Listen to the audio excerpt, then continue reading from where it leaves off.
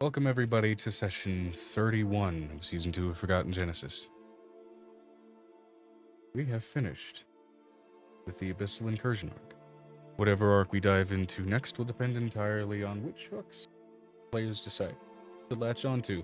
For all I know, they may throw all quests to the wayside, much in the vein of a Skyrim game, and suddenly we're in a sandbox. That's not up to me. That's up to you guys, frankly, for how that ends up going. Either way, Crossing with the Mojave Desert with 3,000 plates in your backpack. Yeah. Rule Real slow. Rule 1 of walking the wasteland. Thou shalt get sidetracked by bullshit every goddamn time. So, And be constantly over encumbered. Yeah. Yeah. God forbid you pick up a piece of power armor. yeah. That's All that right. said, God forbid you pick PSA up power armor. for the viewers, not to mention players, of course. My brain's been doing some concerning shit over this last week, which has included memory loss, among other problems. So this is going to be a bit of a docile session, because I can't really use my brain that effectively today. That said, luckily, we entered into a mostly docile space at the end of last session. So it should work out. Now that said, characters and players do have, of course, some loot to go through. Should they choose to do so, choose to divvy that up, choose to distribute it in whatever way. I'm trying to be as fit. light as possible on my loot takings, since, I should probably just have a inventory that's easy enough to go ahead and start writing down. Once I get Foundry working, there should be an interactable inventory that you guys can work with for loot and be able to rock.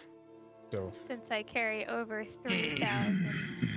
Yeah, encumbrance, unlike Baldur's Gate 3, is not really a thing in this campaign because you guys are at epic levels. Encumbrance just gets to be a little too number crunchy with the kind of shit you guys are working with.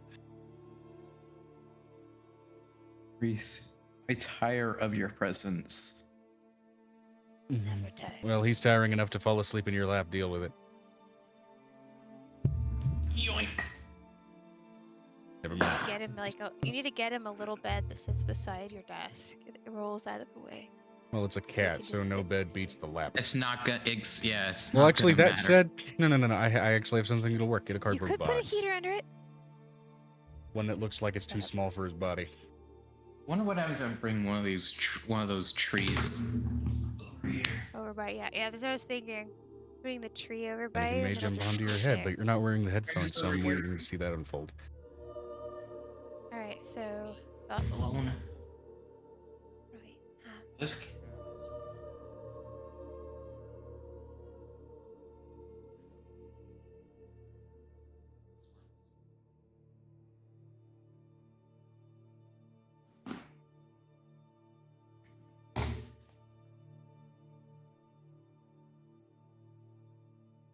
Okay. We'll see about that. So, with that said, let's go ahead and start off the session, of course, with the first couple of things that we'll learn an inspiration die for you guys. First things first, with a roleplay question before we get to the recap. And we'll just kind of rattle down the list. We'll start with Violet, in this case. Later we'll get to Angel's answer to this question as well, as it may be different, especially depending on the biome that your characters may be most used to dealing with. What is Violet's favorite season? And why? Had two. Based on her parents. Say what? Was based on her parents. It's two. The answer is two. And one was fall, and the other is spring. For two different reasons. That little bit of spring, like that winter snow that still happens in spring, that early part, led into a lot of flower growth. And it was the time that her mother made the most money, so she'd get the most treats and snacks, and she would do flower arranging on the side and that kind of a thing. And it's kind of why her name is Violet. Her name is Violet for a reason, because there were violets that grew in the garden. And her father. Her father was. Hers was the fall. Because it was the time that they met, and they would always. It was always the time of her mother was the most happy. When he could see her the most. Fair enough. I did lower the threshold on the compressor filter for Discord just so I could more easily hear you no matter how quiet you end up getting. Oh, Either okay. way, that'll affect everybody in this call because it's just attacking Discord I'm as an audio trying source. right No, now. you're all good. Now it's less of an issue, at least for me, because it's just a compressor filter over everybody's sound output. Which means the lows get louder and the louds get quieter, if that makes sense.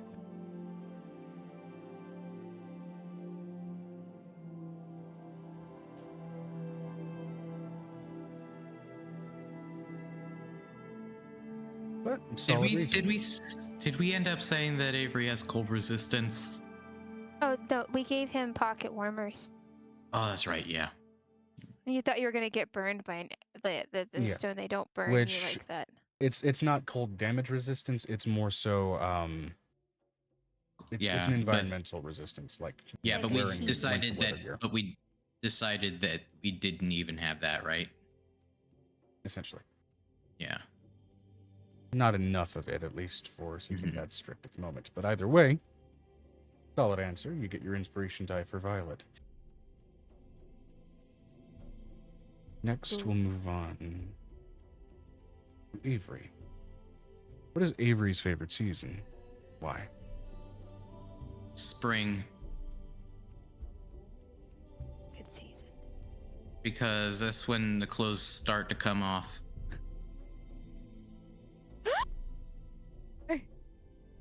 I mean, you know, I'm not gonna fault that logic. I'm not gonna fault that logic. Alright, inspiration die for Avery, even though I Okay. Birds are partway don't want to do it. The bees. Time, Birds very, and the very bees. time, sweet lovers love us spring.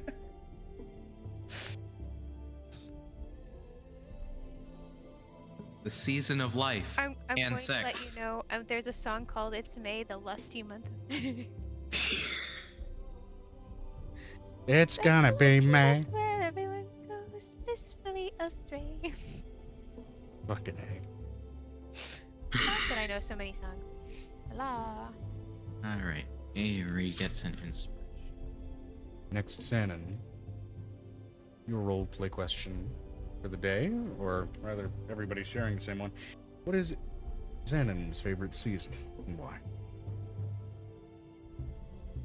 Summer, Por qué? because it's hot and I usually spend most of my time in the water. Fair enough. I can be blue. It's big and blue. I knew it. Careful, he likes bubbles. Bubbles. You get your inspiration die, and then finally Venestra. Venestra's favorite season and why? Look at this dude. Venestra's favorite Venestra's- season is winter and autumn. We were coming from a colder region.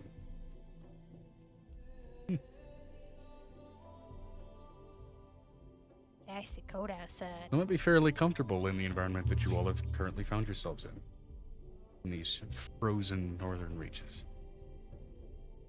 Oh, you also didn't last week. You did not describe what her grandmother looked like. I did briefly. Just A a little little bit. Just one side of her face. Keep it. Wee bit. Well, it wasn't. Her face isn't a half and half thing.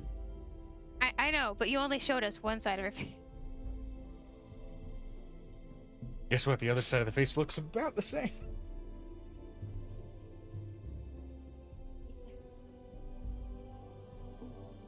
Nah, she's got that one palsy condition where you don't quite recover from a stroke. No.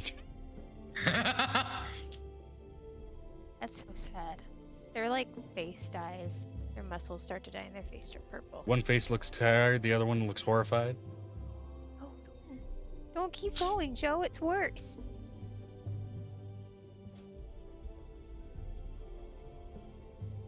Natural Harvey Two-Face. Anyway. I'm sorry, it's entirely and enormously fucked. Okay. Now recaps from the last session, because again, memory loss issues. I don't know why, but it's... So, it'll actually be legitimately very helpful today. We'll go ahead and loop back Defeated around. the monster. We cut him in half by basically pitting them against each other. Oh, that's right. It was You use beautiful. jealousy as a tool to do. Well, they create jealousy, so we use it against them. It was our weapon. It was a pretty great weapon in that session. Yeah. This is working phenomenally.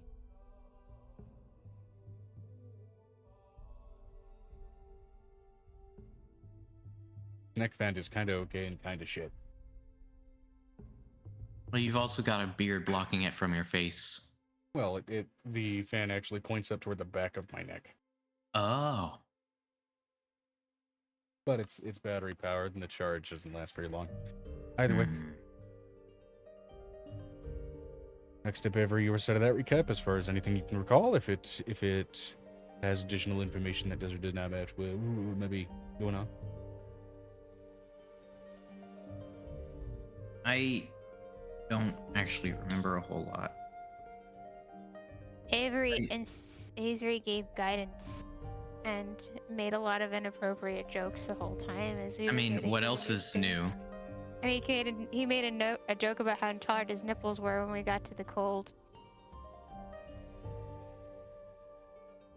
Don't even remember that one, but it definitely sounds right. You guys were on a plane of existence that existed to tire you out of dick jokes for D&D for at least a little bit.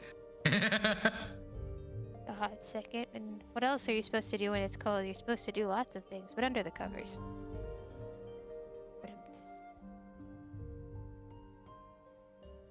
I got hot magical stones. Fair enough. You get your inspiration die. So, That's 2 inspirations, Yep. guys. Okay. What I wrote. Traveled back to Ravenheart, on the line of the shop. Kind of the mushrooms, spores spread around. Destroyed Ravenheart. Split the souls, one of them died. Traveled to Kirin, or however you say it. Yep. Using Master's Walk ability.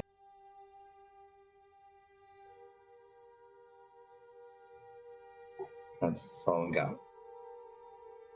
fair enough. You get your inspiration die. And finally, I would like to read off of Venestra.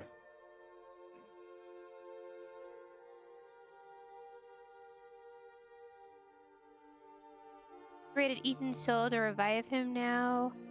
And then we went to Violet's grandma's house, and V was unbothered by the cold as she is much used to the climate. And does swim in frozen waters as well. Oh, that's right. Avery has Also- madness still. Also, yeah. Also, Avery has madness. It was so hard to roleplay that I just gave up and completely forgot about it. Yeah. But I mean, considering we were all over the place, it was a thing. Wasn't due to V, but Violet's ripcord. Yeah, everybody's We had to do the ripcord thing because Violet had like 2 places she could travel to with her spells. Yeah. Well, they can't And go to one of the Merkest, and they can't go to reasons for Sharni. going to Kirin is because it's not a strictly enchanted location, insofar as it won't be a volatile place to try and purify these magic items, and also try and resurrect a previously corrupted by demon Etin soul. So that's why we're here.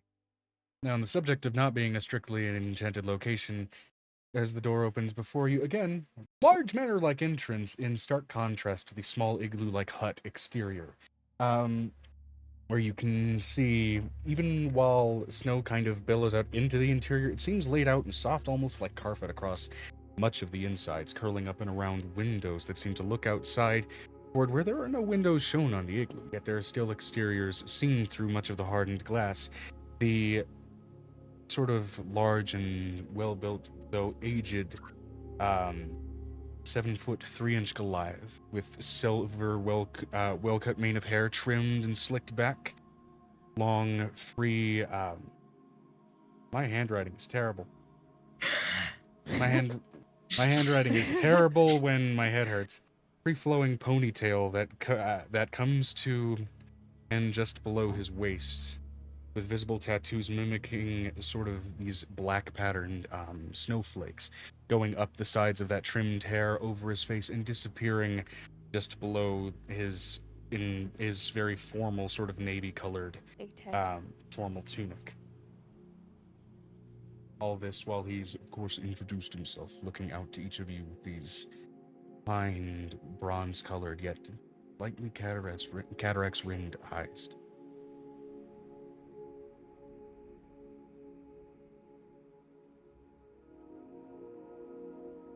You hear again calling from inside as you do see from the interior this elder elven woman that in a lot of respects does look very much like just a much older version of Violet.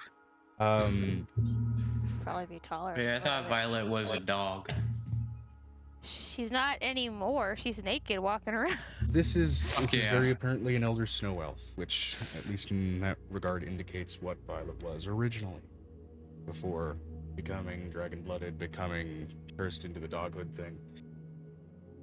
This is very much an elder snow elf, looking again like in human standards, going from a 20-something-year-old person to what you would expect them to look like if they continue to take care of their body into like 67. Okay. Oh, so can look at Minestra's chat on this side.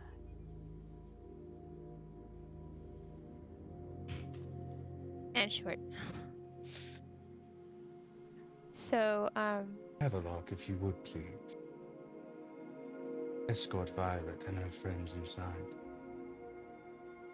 We have much to discuss with all of them. Violet's completely naked. Just so you know. She walked into this building completely naked. And please, if you would, find something suitable for her to wear. Why? He just blurts out.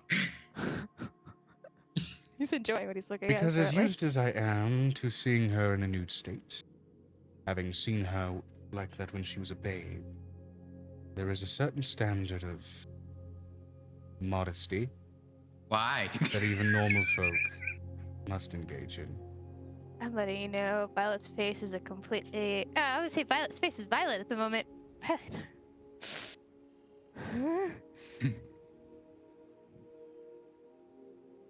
How cold is it here? In the interior, it goes from what basically, brazenly, at least in Fahrenheit, feels like a biting, like maybe 32 degrees at the most, to a fairly leveled out 71, 57 in some parts, but it's overall a fairly balanced temperature. Yes. So heavy. I looked over at Halcyon. Halcyon, can you hand me my dress? The working one? Gods, yes. I haven't had to wear clothes the entire time we were on this trip. But I would like to, I would change my I'd like to have my clothes if you wouldn't mind, please. He first unhooks his cape from his armor and wraps it around you to provide you some modesty before passing you the dress beneath it. Just one sheath dress. And Straight down. This cape is absolutely soaked with demon blood at this point, but either way. Oh. Lovely. Is it it's yeah, but it's prestidigitation, one of those prestidigitating cloaks, like angels, right? Because that's what we had all the stuff enchanted. Because sweetie, we're gonna get covered in shit. Sometimes enchantments can wane, and Okay, something like a so cantrip can sometimes needs to be re-enchanted on a semi-frequent basis if you haven't right, taken a very long time to make that a right, devoted enchanted item for that right, purpose. right. So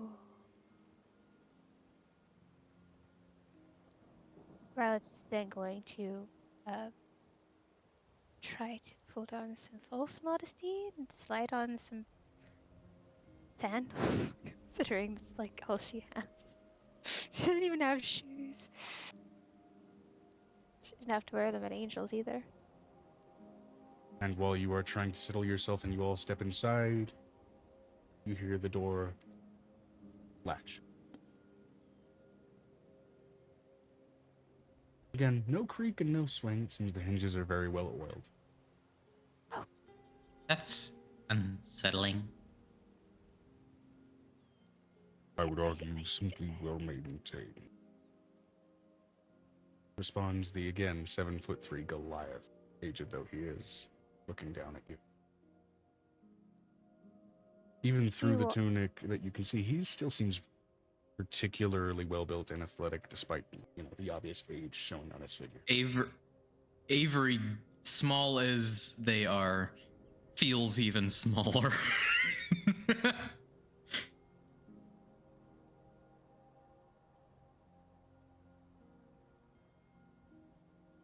um, Violet's gonna walk forward into the room after him. We'll draw some baths for the lot of you.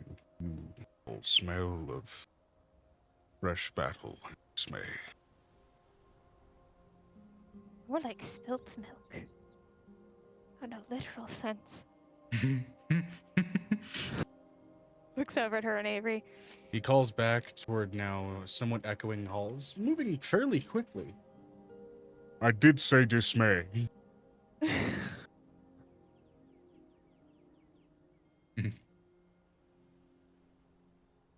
Right. Well, now that you've all found yourselves to be somewhat modest, once you all get washed up, it's just you meet me in study. Going to be the third door on the right, down the hall here. Bastard should be drawn up here in the next few minutes. Grandmother, I have a question. Yes. Do you want to see your children or not?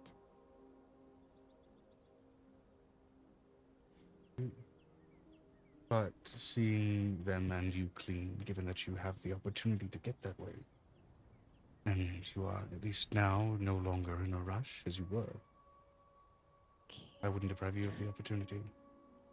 Okay. I've spent a long time waiting to meet you and your friends. I can wait a few more bloody minutes, in an hour.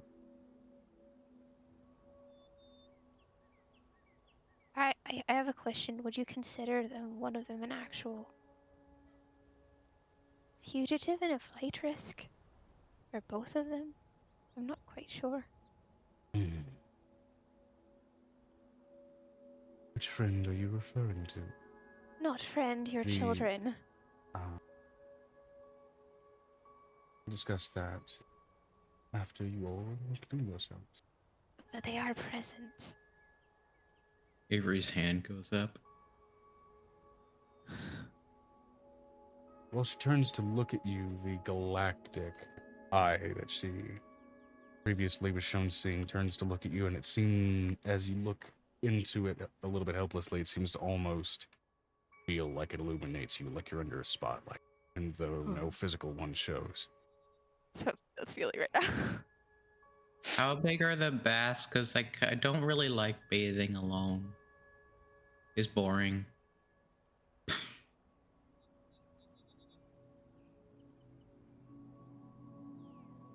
This is a large house. They are large baths. Yes. I may no longer have many guests anymore, but I still have the facilities for them.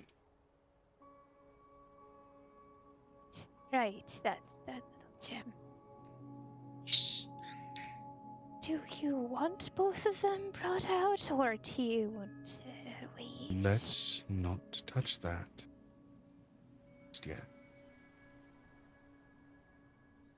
Get Okay. yourselves looking presentable, and we'll discuss what is to be done with that. Honey, I'm always presentable. Looks over at Halcyon.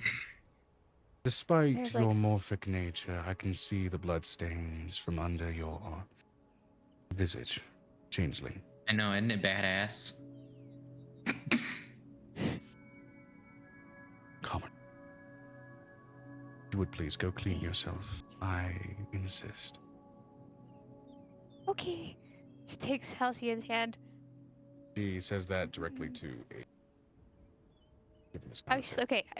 Question: is there any protocol between her and Halcyon? Because Violet doesn't understand any type of protocol, development protocol, period, whatsoever. She seems oddly, and that this is unrelated to the Goliath, stone-faced in relation to everything being presented to her. She has laid out a task and expects it to be completed. Or expressing further. It's oddly. It's an Like Farrah? oddly strict routine-oriented notion, Mm. but given how sort of almost logic-locked star elves can be, that may be where some of that personality trait is coming from.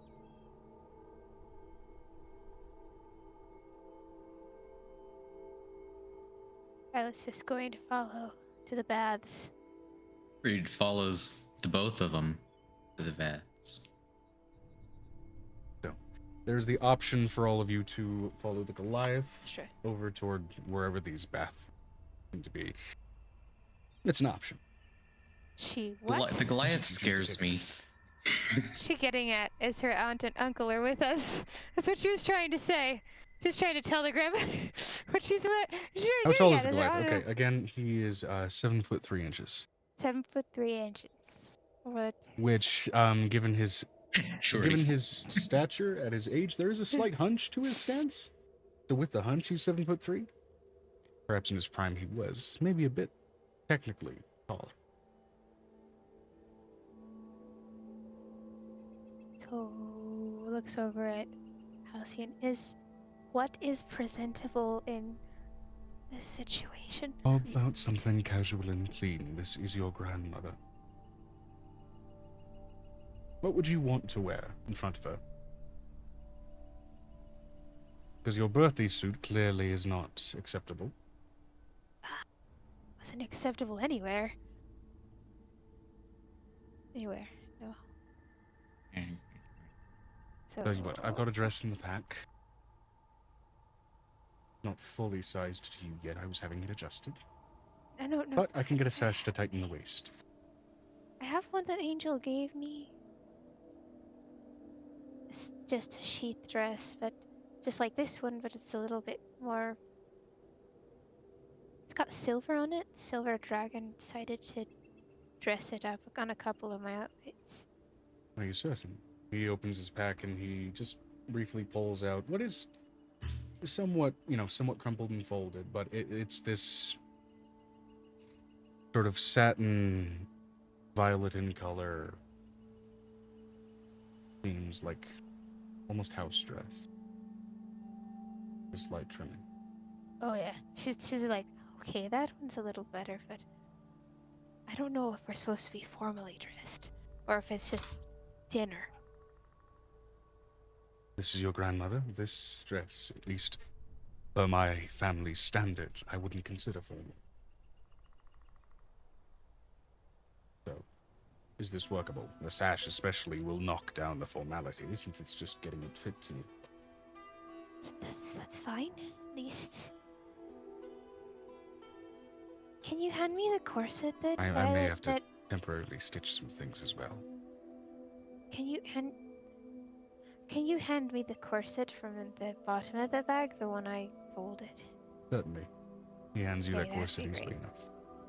She slides it on as like putting it on for the backside after she's just gonna sit like she's getting ready for like this is what she's gonna As choose you to all wear. are She's like kind of filling it all having this out. discussion and handing out these clothes as you're going, the sort of extended side hall is fairly long. You are getting a sense for sort of the sheer breadth of the household that you're in. It is sizable. There are a number of doors that you Right. can see ahead of you.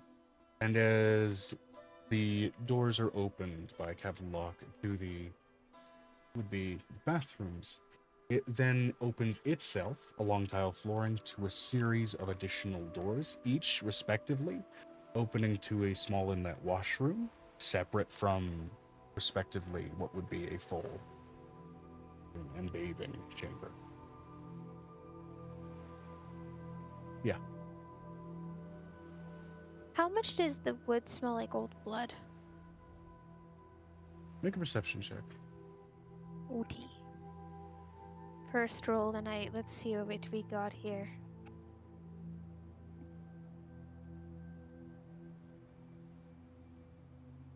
My laudanum dice. These laudanums? Yeah, these are laudanums. And while she's doing that, what is everybody else doing? Well, at least some of you have decided to be led along into these chambers. Bath? Great. Really sounds nice. I don't think Avery was wearing anything. He was What was wearing he that wearing? that thing that Violet gave him to wear. Fair enough. Was it the Torn Tavern of Innocence? Tabard of Innocence? Yes. Yeah. Okay. Yeah, so you're wearing Okay. a tabard, but Amira it's would like bow just, out going into the pocket dimension to get into crafting, combining and upgrade armor and magical items. Okay, fair enough. so Violet rolled a 17 plus whatever my modifier is. Your perception? Yeah. Okay, let's see if D&D Beyond decides to work today. Yeah, that's like been the bane of our existence. Yeah, we're moving on to Foundry, so that's no longer a fucking problem. But luckily, there's a plugin that I can use to initially import the D&D Beyond sheets, and then I can work off of it from there to upgrade things. Can I take the two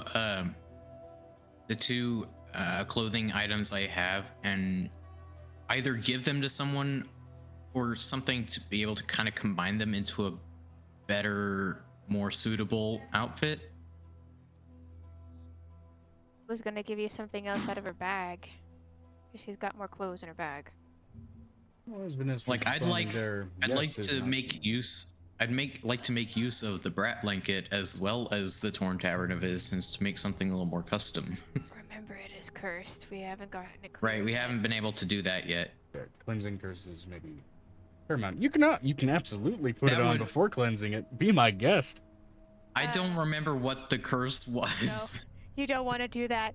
You don't want to do that. No, it just the TM is smiling. Don't do it.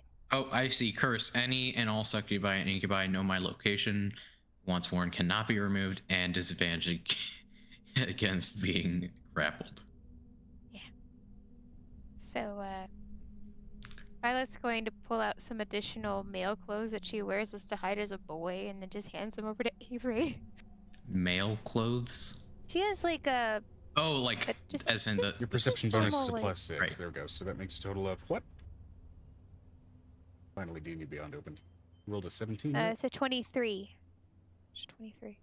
Okay. No aroma of old blood in this wood paneling. It That's smells aged. Like it hasn't probably been replaced in a while. But it's clean, it's well shined, well waxed. The wax, there's a smell of fresh wax. Lemon wax. Lemon wax. Not here. In this environment, citrus fruits a little hard to come by naturally and normally. It is a sort of pine resin serving as the wax. So there's that kind of aroma. They do make pine wax. Yep. So Violet hands some clothes over to Avery. what would these I clothes wear look them. like? Letting you know they're They're basic, and they're a long tabard with actual breeches that he can tighten for himself at least 3 or 4 sizes if he wants to. She made him so they were adjustable for herself if she wanted to wear them. All right. Basic But they long are tabard. in green, like a deep green.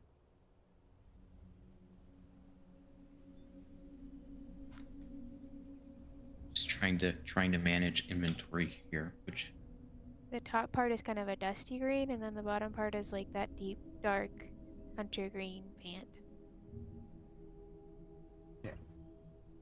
top is dusty green. Like it's like that. It'd be like a light olive color. You know what I'm talking about? Like Yeah. a light olive color. And then Amir's there's that going to get hunter to green. work trying to purge the curses. Okay, understood. I will call out those rolls in just a And- sec. My leg fell asleep. And you It's- said the oh, God. breeches were what? Breeches are a hunter green with silver embroidery on the edge.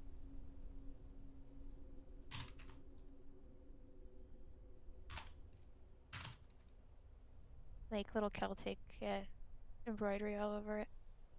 She likes Celtic embroidery. She thinks it's pretty.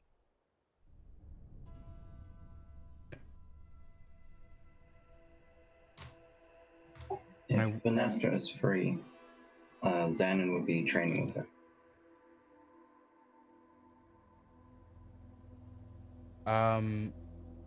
Here in the manor, as you guys are heading toward the Heading towards bathrooms the to wash bath. it? We're not at the bath. Yeah, we're bathing. Yeah. Well, I mean, and even so, entering into sort of this bath chamber and seeing these sort of offshoot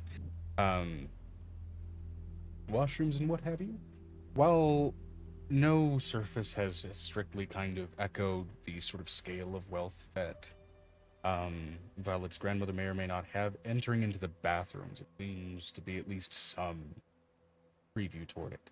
As the tiling in here is actually mosaic tiling, comprised of actually what is called, well, what is, brain keeps turning the fuck off. What am I trying to say? Mosaic tiling. Mosaic tiling comprised largely of rubble. Smoothed and well-sanded rubble, from what looks to be, at least for those familiar with the material, old cement. There's bits of smoothed over and polished over metal in there that seems to be patterned like rebar in places.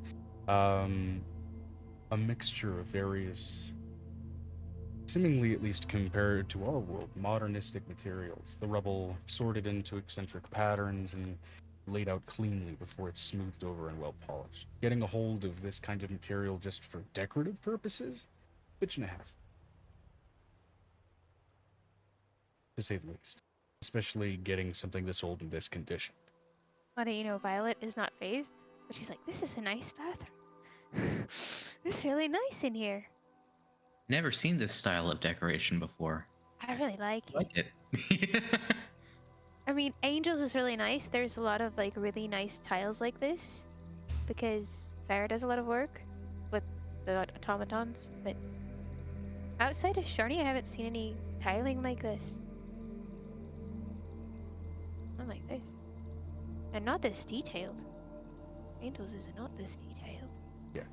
Getting the materials must have been a bitch, and then getting someone to very carefully and very deliberately and artistically sort of pattern these out and then manage to repeat that pattern effectively. Also, probably very much a bitch. Avery's gonna just very neatly fold the breeches and the tabard and then cannonball into the bath. That's the whole goal. Okay. You Violet's cannonball. Violet's at Yeah. least gonna pre-wash and then get It's into the it's bath. not gonna be a huge spectacle. They're not very big. Yeah, you cannonball into the bath, which, as a side note here as well, the layout of the actual baths that you guys find yourselves in seem to be, yet again, harvested, in this case, ancient ruined materials. What would basically be sort of corner sectioned out pieces of least what in our world would be installs for like swimming pools. And it's that kind of tiling inside of the bath. Would Violet recognize any of the patterns in the tab or in the room? Make Considering she's seen the manor, like what the manor used to look like. a history check.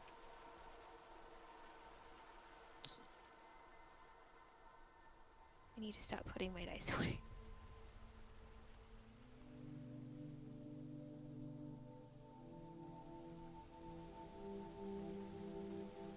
It's a 16 plus 10 because my history is a plus 10. You I think, right? 16 plus your history is no, your history is a let me see here. Your history is a +4. Plus 4. So soft 20. Given your own history with this particular building, it's like vaguely scraping up a childhood memory. It's harder to do, especially with how long you spent in the abyss, scraping up memories this old. But what little you remember of being here, you remember mostly being ushered into a smaller, separate bathroom while there were others coming in and essentially renovating this particular section of the house. But like when she came here last, it wasn't an igloo. There was a bigger structure. Bigger surface structure, yes. But even then, among workers coming in, some were coming in laying out cornerstones onto the structure in the foundation, which had these symbols carved into them, large symbols. Now that you think about it, seem like they must have been arcane in nature. V says V would doff down her armor and clothing in an instant, stark nude, before getting into the bath as well as beginning relaxing. She was already clean though. Fantastic. I feel like Avery would kind of swim up and say, "Man, you got a nice body. Why don't you show it off more often?"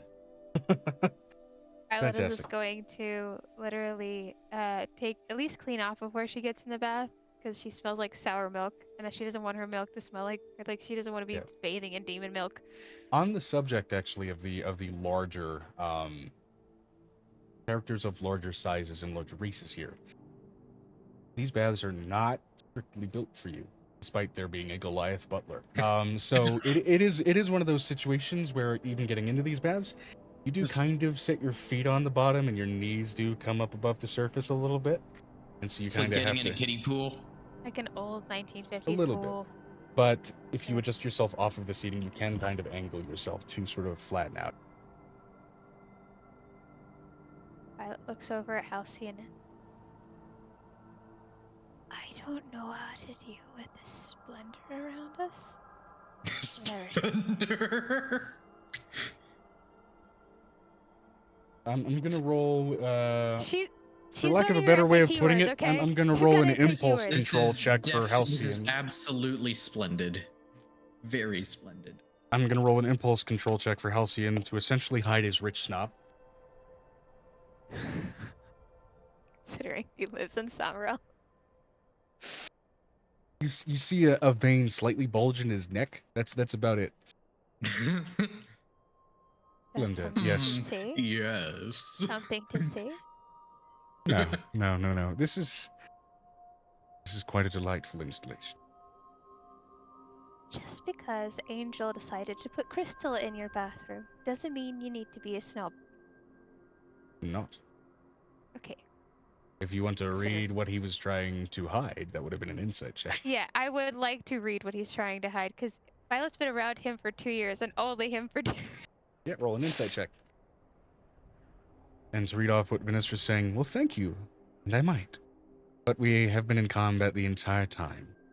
We would grin at Avery. Want to see something fun? Fiddle key. Oh. Absolutely. Ooh, yes. That is a natural 20 for that roll. Natural Oh. 20. Natural Hold the 6. phone on our thing. I want to see where that's going. Natural 6.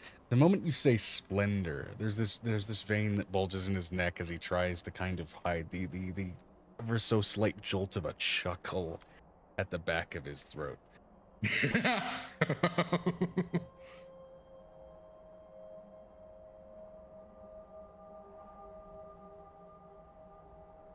As if the idea that this is splendor seems horrible to him. Going to remind you that my mother was dirt poor. I understand.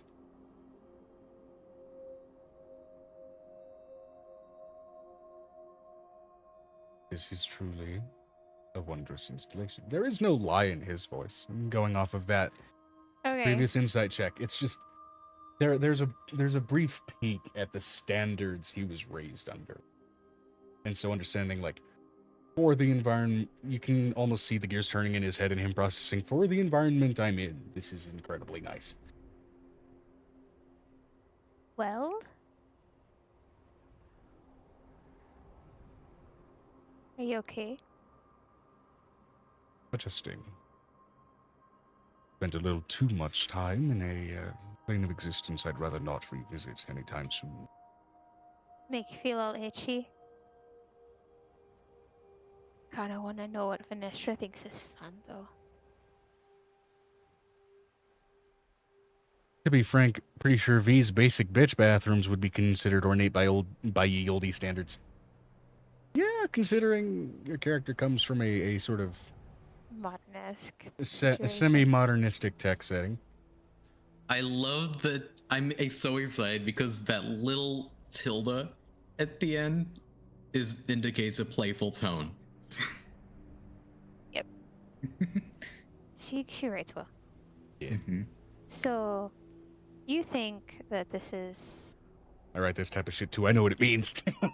I'm letting you know she, like, splashes Halcyon a little bit. Why You the need to hell be did that happen? nice. She splashes Halcyon in the face. You need to be nice.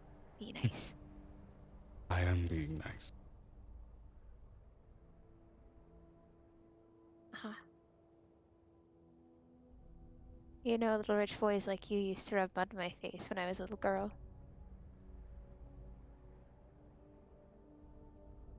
And Kinda sucked. am I just any little rich boy? She gets up.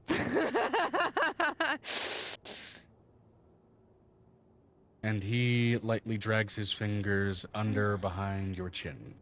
Are you so certain you don't want to finish your bath? Fine, I'll finish my bath, but don't push your luck. I thought. She's like looking over at Venestra. So, what? She wants to know what's fun too. She grinned as she stood up, stretching, showing off her body. As her body shifted, her breasts becoming large and ample. Ooh, ooh, ooh! I can, Oh my I can do Hey, that too. we're getting in. That we're is getting amazing! Avery Can gets you so make them excited. bounce at different movements? Absolutely. Guys, we're out of the room now. Can you do it? Can you make them bounce on one side to the other? I can definitely do that, and I feel like Avery would actually morph into you with Oh. much exaggerated breasts and Oh. make them bounce. Wow. Those are... Havelock, utterly Those- unfazed by this strange display of playfulness between these friends, begins passing out bottles of perfumes, lotions, and essentially liquid soaps to She allow looks over it. yourselves to get cleaned. Yeah, clean. She looks over He- it. She looks over at Avery. Those are some melons. Those are Avery- some melons. Avery takes some of the liquid soap, kind of playfully drizzles it over the breasts and rubs them together. Sweet. Good job. Good job. Hey, Twitch. We have age restrictions on this stream already. I know. Just letting you know they're there for a reason, apparently. So,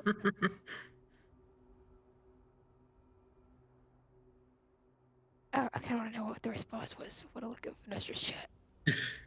There's no response yet. Not Big yet. Red is just... Yeah. What are Revik and Xanon doing Is Oh, there it's some? coming. The response is Oh, coming. is there while some everybody large else is playing with their melons? tits. Like, there's just Violet trying to push hers together Jesus. to make them look somewhat bigger. Yeah, that's not gonna work. It's fine. Just pretend I'm the mirror. So just to be clear, last Oh, scene, that's a great mirror. last season, we had a hot springs episode, and you guys are giving out more hot springs energy in the last fucking 2 minutes. The last Hot In a Springs episode was in grandmother's the Abyss, bathroom. wasn't it? No, that grand room was everybody was getting high at the same time. So there was also high stuff going on at the same time. Okay, I'll reiterate. Regardless of the high, you guys are diving into more of that energy in a grandmother's bathroom than you ever did in the hot spring. Regardless, Sounds so wrong. exactly. V smirked, grinning. I mean, how do we do V's voice? I'll just use my voice. V smirked, grinning. I mean, it could be if you learn how to shapeshift, Violet. I do know how to shapeshift, but I don't want to make them any bigger because I don't know if I could be able to hold them up because I've just got this. I'm strong and I work out, but it's not necessarily something I want extra of because then you feel like you're falling over. And I know it. I work out. That's right. I can lift up to 50 children on my back and take them for a ride. We're pretty good at this time.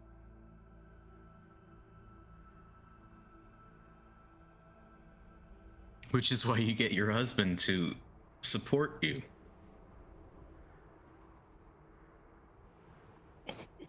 To be. To So be, what are to Xanon and not Ravik to doing? be, it doesn't That's what she says, looking at matter. Halcyon. His tall, deep, long chin.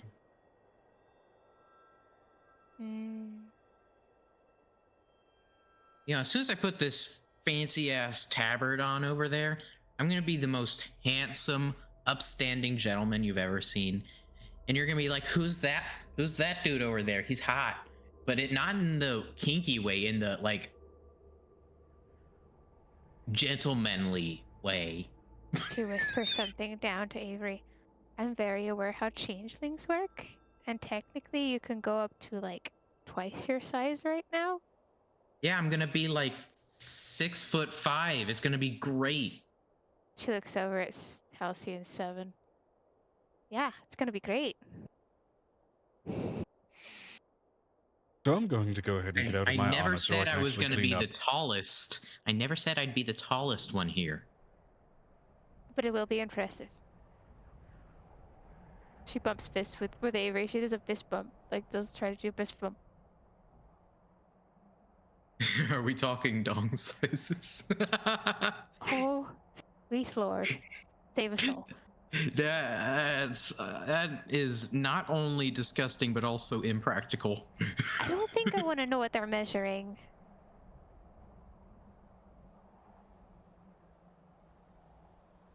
Everybody roll a d12. No, I'm kidding. I'm kidding. No. I don't think I have one of those. For size classes larger than medium, roll a 2d12. No.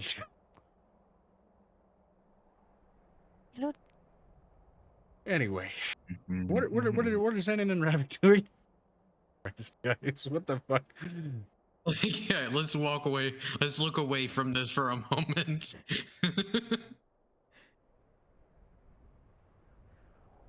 Nasio? SAO?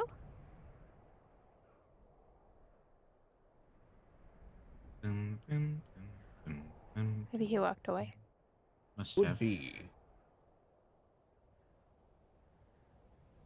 I'm sorry, what? They were asking you what you were doing in the bath. Are you taking a bath? Are you looking at Anne and thinking? Are you looking at Ravik and saying stuff? So sorry. I think Ravik would be in humanoid form. So he could fit. And then me and him would both be naked in the bath, just checking you all out. It's a great view. Okay, so Violet trying to. is aside from toying with your busts. Is there anything you guys would like to discuss in this sort of moment of respite and peace? So, I would actually talk to Violet. So, when do we end up talking to that Farah that you mentioned? we should be going there after we've got everything cleaned off of everything that we've got cleaned off. I was supposed to put a seed here for the tree that's supposed to be able to transport between places. We've been planting the gray tree everywhere we can, kind of. The gray tree. It's like a giant tree that you can kind of, well, I have to ask permission before I plant it, but it's just able so we can go from one place to another without, you know, working too hard. Ah, teleport points. Hmm.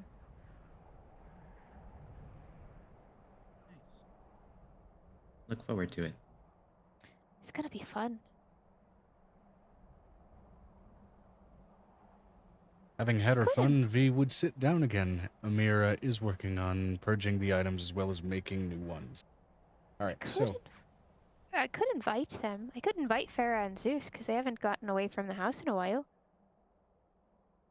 on the subject of purging, what items are Amira going to focus on counter cursing, so to speak, for the moment?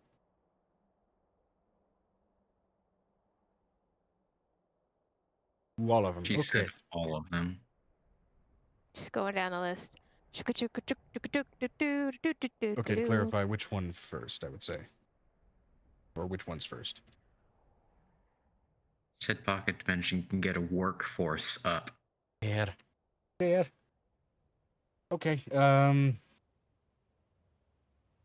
given the nature of the curses being fiendish, go ahead and I'll say, just for the amount of items, go ahead and give me a religion check. So, Avery, you said you had a special someone. You mentioned her earlier. Yeah, her name is Aiko, but she's sick, more so than me. Do you know where she is? Yeah, she's DM. Where is she? So, Where did I come from? where did you go? She, as far as the degree of fucked up that she was compared to you, she could barely reasonably move on her own. We were asking about her physical location. Her Yeah. physical location. And I'm giving this for clarification there. You Okay. did have to actually set up shelter for the most part. Relatively near the site where you initially got afflicted at first. Wait, so I wasn't able to like drag her home? Not Wherever initially. home is? Not initially. Getting to move her past that point did take a lot of work and a lot of very, very careful magical manipulation of even just the physical bed that you had to kind of leave her on. So you had to drag her bed with her. I knew telekinesis. Yeah. I could telekinesis the bed. Yeah. It was a fairly arduous process. Given, however, you're being sort of native to Zaria, reasonably opted to try and get her to effectively the best doctors you could find. They did jack shit for you, but they could at least stop the pain a little bit, which was helping her somewhat. She is actually currently, at least last you checked on her, she is in a recovery house on the actually easternmost coast of Githoven. Okay. So I'll communicate. She's actually in a recovery house on the east coast of Githoven. Githoven's hard to get to. One thing about being in Githoven, especially, magic is weird there, and it doesn't operate under the normal rule. And so with that in mind, it was largely because of that, best you can guess, that it was actually helpful for your affliction. Because magic, again, did not operate normally. We could see if we could take you to Merkest, and that might do something, because if you haven't been anywhere, Merkest is probably new to you. I believe you were already exposed to at least a similar environment in Communist Mentis, and it did do anything for that. However, But one thing of talking note, about her. yeah, one thing of note, and you actually may want to write this down as far as at least the name of the recovery house that you left her in. Be Okay, taken you want to care write of. this down. It was a little recovery house by the name of the Verdant Fox. House Raiko Fox. is in the Verdant Fox. Yep, the Verdant Fox. Which that place, it looked like almost an exposed and opened, almost turned inside out cavern. There was a lot of glowing green fungal growth all around it, for the most part. And fauna itself also respectively glowed similar color there.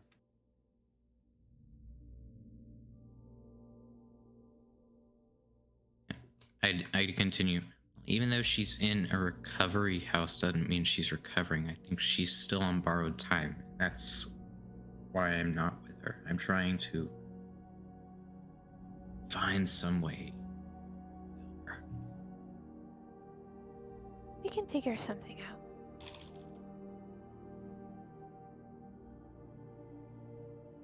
Well, at least I know a lot of people who can.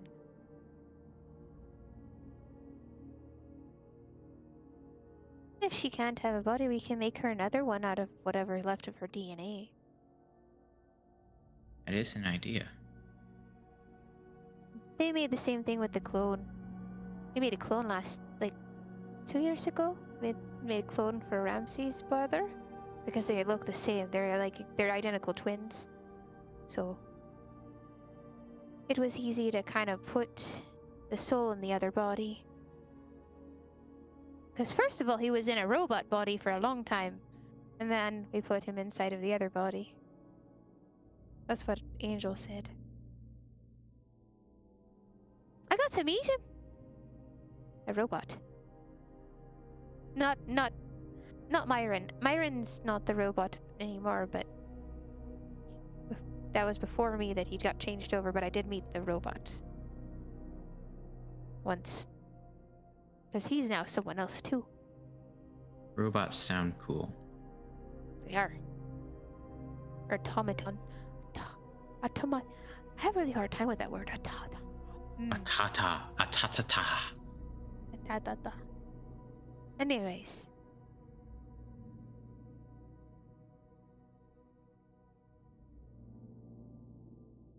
Violet is going to put lotion all over her body. And some oils and rub it into her skin. Just get done with the bath and get her clothes on. Which, point of note, while doing this just basic DLC for all of yourselves is effective and it does help relax you guys, which is to say you will all be getting 5 temporary hit points for the next 8 hours, just giving yourselves the TLC like this. Sweet. For Awesome. you, Violet, there is a little something to actually imbibing and effectively sort of embalming yourself with local ingredients for the first time in who knows how many years. Would this be a long rest right now? 500. Not a long It took rest a just yet, long. No. but you will no. retain We're just that getting benefit dinner. after the long, I will say. Yeah. But- We're going to have dinner. So, it's 500 years. 500 now. So it's 500 years. 495. As you scrub away, each of you do visibly notice layers upon layers of dead skin flaking off of Violet. And you've bathed at in Sharney before, in places around there, places that you've been in with the rest of the party in the last 2 years. Nothing has done this shit. That's interesting. And as it comes off in layer after layer, almost coming off in seemingly harmless chunks, almost like shedding skin. It is Like a a lizard. shed. It would be a shed. It would be a shed. What gets revealed underneath are these bright and vibrant amethyst scales, sort of interlaced and interwoven with this sort of untouched snow-textured skin.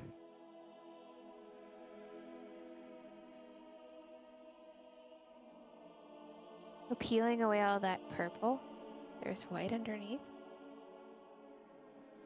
That original white that you were born with.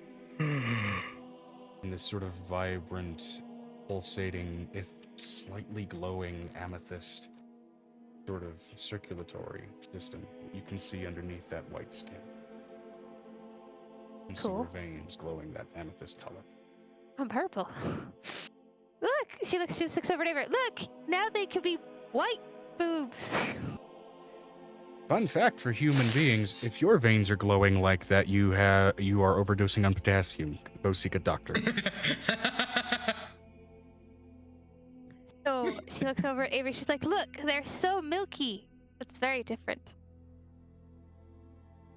Milky is not how I describe them, but different for sure. They're soft and porcelain-like. Like angel skin is like a porcelain doll. This is nice. I didn't know my skin was like this. Avery has shifted into a, for lack of a better term, and as weebish as it sounds, kind of Ikemen form. Hot boy. Yeah. Hot boy. Tall hot boy. For conjoined item crafting, I will have you, Vanessa, go ahead and roll me a spell You casting need to modifier. roll a 2d6. Roll me a spell casting check with your proficiency bonus to go ahead and get that moving. And then based on that, spellcasting proficiency, so in your case it would be charisma plus proficiency. Question. Work on that enchanting. Yeah. Violet's hair, because her mom had that crystallized, like, white ice blue hair. Yeah.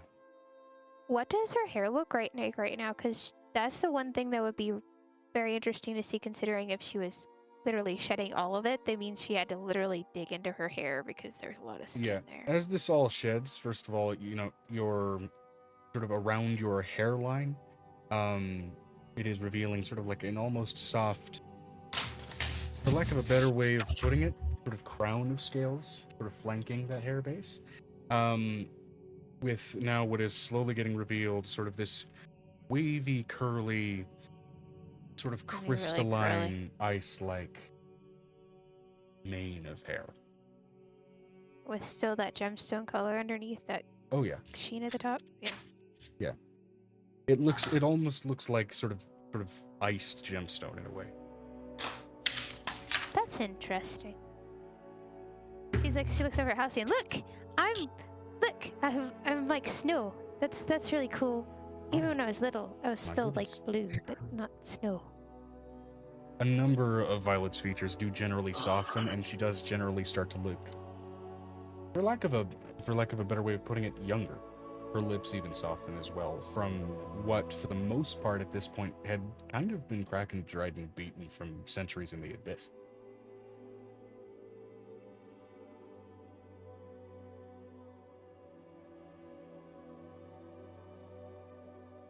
Did Nestor say anything? Looking for Nester's chat. 29. Okay. So that will change how long it'll take to go ahead and try and craft that item. Okay, so that'll be specifically for that combining effort.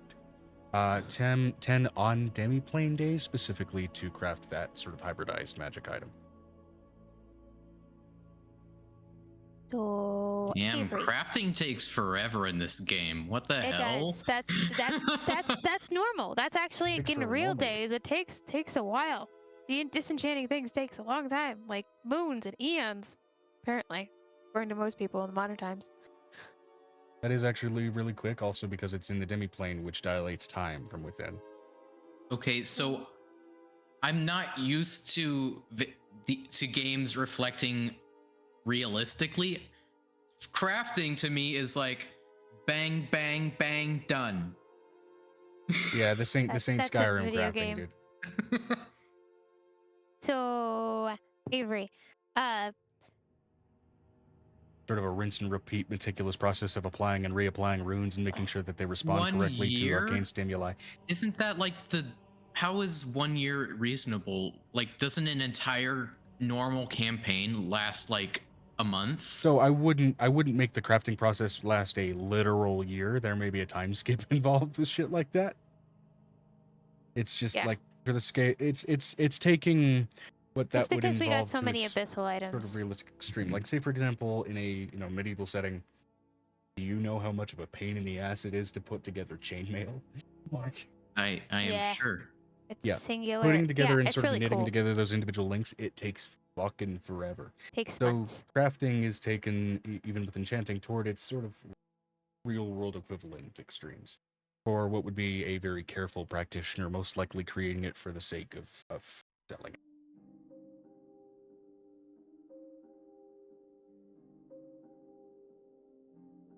Violet's going to put her hair up in a braid, considering it's all the Why way a lot down of her them are back so at the fucking moment. expensive. She looks over at Avery. You want me to braid your hair? I can braid your hair if you want me to. You didn't have long hair. Oh, okay. She's like, I could still do Wouldn't you something change interesting with your hair. Lefy some like longer locks?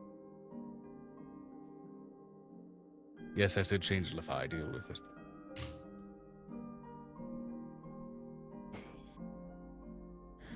To be clear, this kind of aesthetic.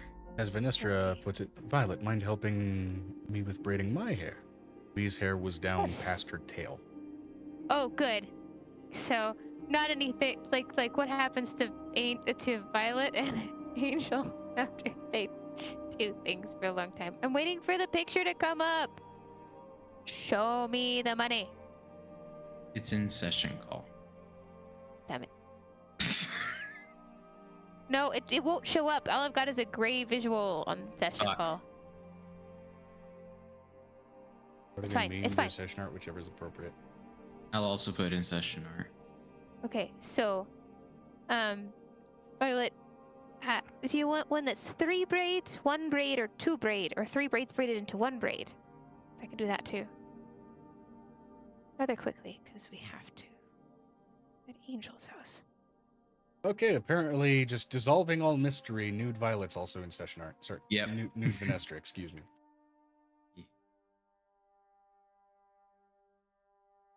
The nude Very strap. nice. Great!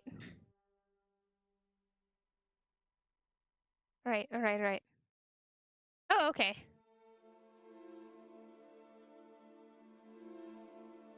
Very cool hair. And, she's going to braid...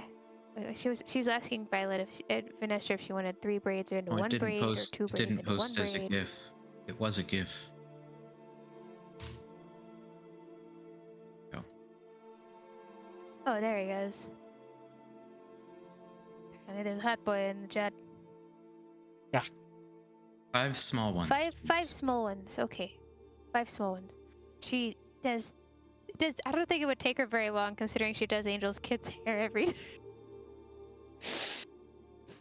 Oh yeah, you're Like well a practiced no with brain. fucking braiding like a goddamn unicorn pattern into the back of some girl's hair because her sister wants to see it. I want to see it. You have to show me. Oh, so many children want their hair done so quickly.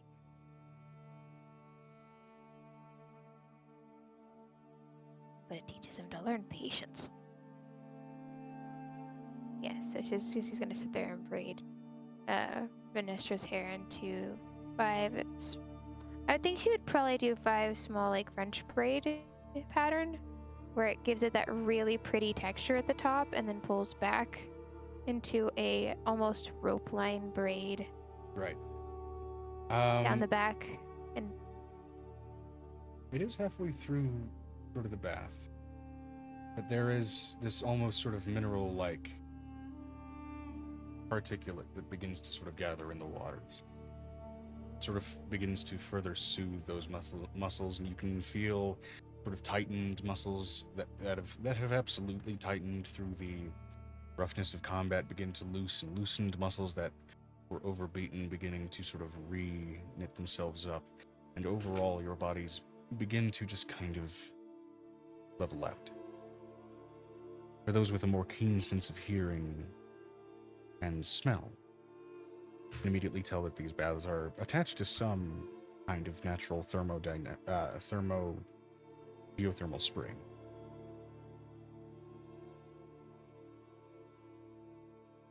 So as such, given the effects of this substance just on skin, scales, whatever, each of you who've partaken in a bath will have a +1 to your charisma.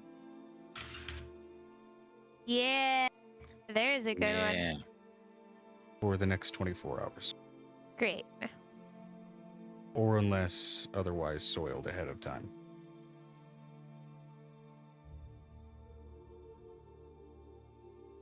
So, after Violet's done with the braid, she puts a purple bow, because she has to keep those in her back pocket for all the kids that want their hair done. It's like a signature is just to have a violet bow at the end of it.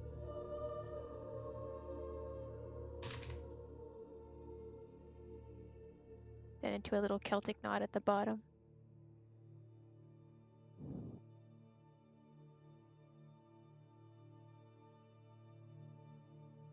That way it won't come undone until you want it to.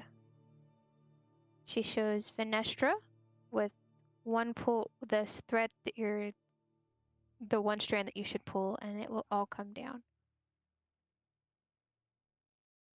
Any good knotwork can be undone with one pull of a rope.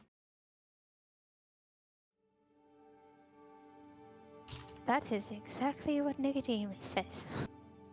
Every single morning.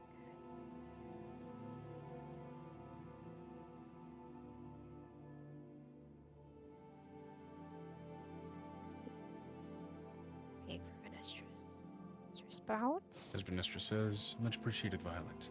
Need a hand with your own? No, I just can't get all the dead skin out before I decide to do it. It's like you can see there's little flakes of skin still somewhere in the middle. You can help me with that. I can't really get them all out by myself. Which, especially scrubbing this off, a lot of it, oddly enough, smells like... basically like unwashed, dirt-bathed dog. It does smell like dog. It smells like corn chip. Like corn chip. Yeah, like stale corn chips. That's a good way of putting it. That's how dogs smell like. They smell like corn chips. My dog doesn't smell like corn chips. 'Cause you keep How your dog often do you well-groomed. wash your dog? Almost never. Then you might want to re-examine if it smells like corn chip. Those substances are readily Their available. paws smell like corn chips. If you've ever noticed when you smell a dog's paws, they smell like corn chips. That's Without- the actual smell of their skin. Without making this entire session the minutia of taking a bath, I like that. I would say eventually you guys manage to rid yourselves of the filth of spending a week in one of the worst places in existence. Your bodies relaxed. Fresh bathrobes, actually, laid out for you as you all begin to make your way out of baths. Each bathrobe, respectively, fitted your sizes. That's like, this is the best day ever. Because I don't have one that fits. The one I have at the other place basically is from... Which child gave The it to bathrobes me? are this sort of soft sort of grayish green. Their aroma, sort of almost wintry, minty, kind of herbaceous. You can tell that this was most likely woven from a plant that does grow up here just in the colder environments, actually just straight up called cotton lichen. It is a very soft, almost fluffy and fur-like lichen deposit that can be pulled and stretched out into sort of a very soft thread and then very soft fabric. Cool. Of course, it does So- naturally trap heat pretty well. Okay.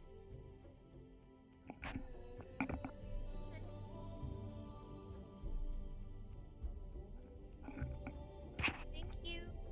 You guys are fine. I'm gonna tie the bathrobe so it only covers from the waist down. You're free to do so.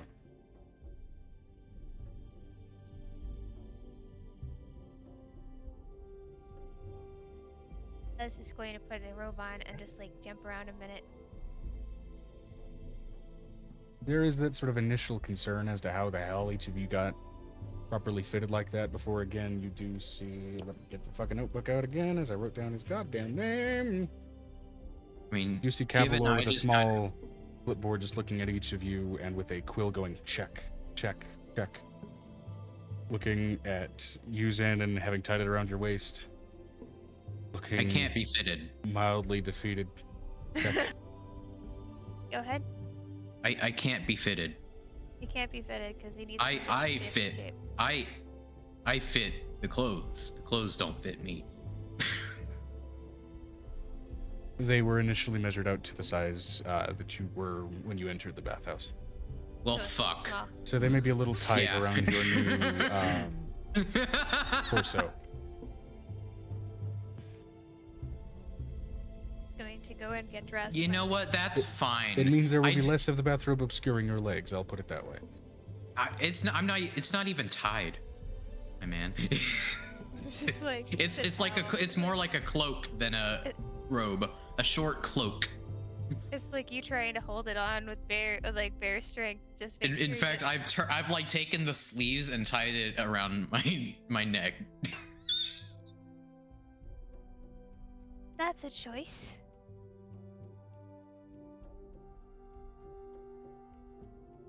Alright. As a side note, not necessarily as a magical property of these robes, but as sort of an alchemical property of these robes. Cotton lichen bathrobes. Should you choose to use them in combat for whatever inane reason, they can fully absorb 1d6 cold damage before being destroyed, thereby deflecting that. So, are we implying that clothing damage is indeed a thing? Oh yeah. For these items specifically, yeah. But in general, I mean, I assume that after any combat, some of your clothes are torn to shit. I described some of them being torn to shit, and I imagine you guys mending them as combat finishes, or at least trying to do so. There have been a number of cases where you guys have gotten new clothes after a fight, sometimes two. At least the previous group has. We agree. Violet doesn't have to wear clothes. She doesn't need them when she fights. That's what Violet does.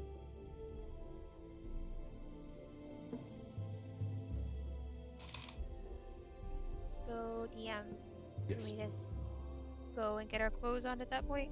Yeah, as you all kind of redress yourselves and begin to make your way out of the bathhouse, as you sort of start to make your way out into the hall, your aunt and uncle pass by you, walking toward the baths. Oh, God.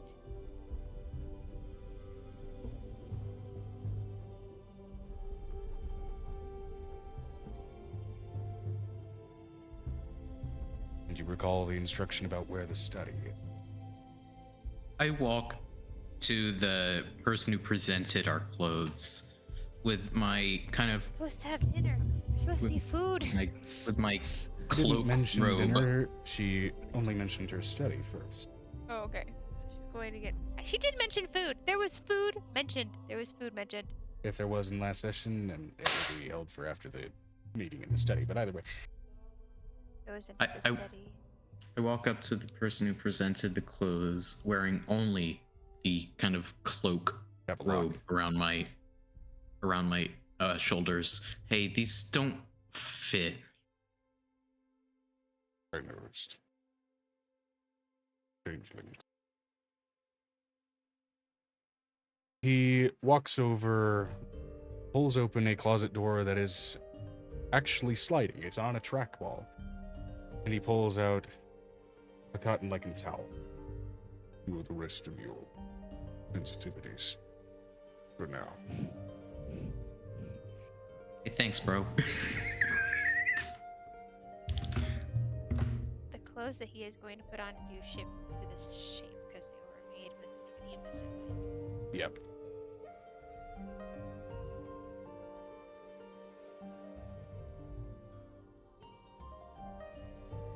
Angel's house is full of hand-me-downs. Yeah. They have a tailor there, but they still have so many hand-me-downs in that house. I will get to preparing it, you know. And I will know when your discussions are finished.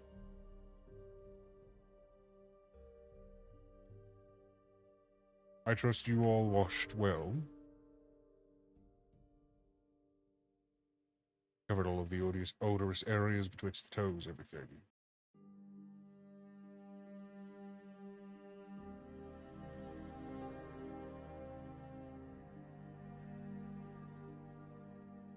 The staring silence does not fill me with confidence. Wait, what? Are you talking to me? He was talking because we cleaned in between our toes and made sure that we didn't smell gross. The old Goliath is being an old Goliath and being like, "Did you clean yourselves right? You gotta clean Did between you your toes. wash This is behind your your this is your life we're ears? talking about." Did you wash behind your ears? Yeah, yes. I washed all over.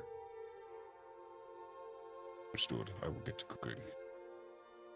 And he walks off. Again, with the Goliath, you expect heavy footfalls. There are none to be found. Light-footed as ever, as he walks through the halls. Beacon is forth her clothing, redressing. Cute. Kylo looks over at Halcyon. I look different. Weird. You look gorgeous. Pale. Like, paler than I've been since I was, well... Quick, someone start a time for Violet to end up nude. I would argue vibrant. Cute. Right. It's currently 9:12. He walks over. They walk to the... I'm just gonna go to the study. I'm not gonna even waste time. She's just like... Yeah, which as you pass by, there are a number of open doors. They look to be, you know, smaller guest quarters, other sort of smaller closets and washrooms, that kind of thing. You can see brooms. You can see some, actually, brooms and other cleaning implements moving on their own. Right. I'm really, like, you can hear her in her mind. I'm really disappointed we didn't get to see what happened to my aunt and uncle because I really want to see what kind of personality my grandmother has, but I have no idea. V would join Violet with making way to the study, leaving Amira and a massive amount of automata to get through the numerous items. Get to work on numerous items, absolutely. Which, passing by, you do again occasionally see those windows that look out to these sort of world beyond. You do notice small bits of room work actually around those window frames as well. It's easy enough to see there. It's very clearly and plainly glowing. Even to the point where there are some paintings in and around the interior of this place that themselves also seem somewhat animated. Not necessarily looking and staring at you, you know, like in that sense, but just seemingly almost having conversations amongst each other. Many of the paintings in pairs, and like haphazardly acknowledging you as you pass. Until finally, you enter into at least what was pointed out to be the study. Opening into it, what was mentioned to be a study is, when you look at like the first 10 feet of it, There are bookcases, there's a desk, there's a number of scrolls, scrollworks, and everything else, and then everything up above that to a range of about 30 feet looks more like an observatory. And a planetarium.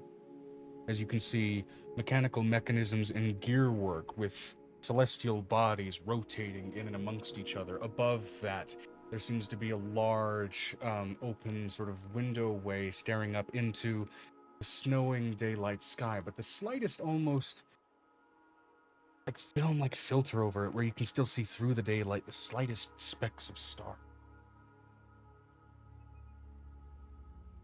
This is so cool. Welcome.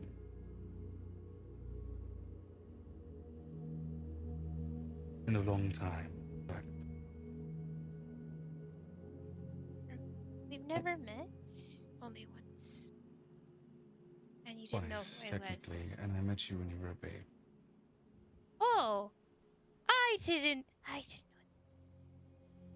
No one really ever knows what's going on when they're a baby. Memories work.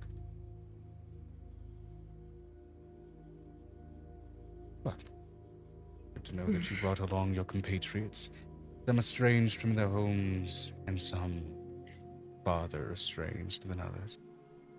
As she looks straight at Venestra.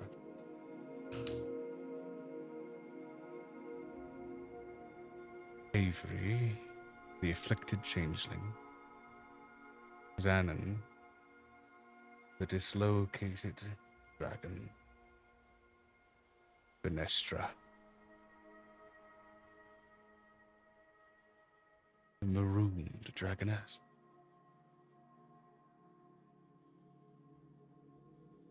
And Piper, inactive though she seems to be, as the T-posing disaster face is kind of drooling a little bit, non-conscious, Yeah. right next to you guys.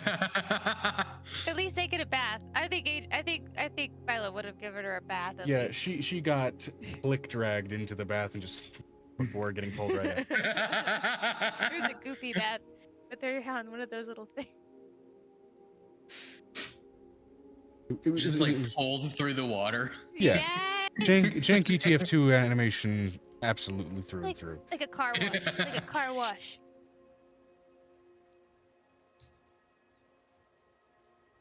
So, Yeah, basically. so, question. Yes. Never mind. Speak.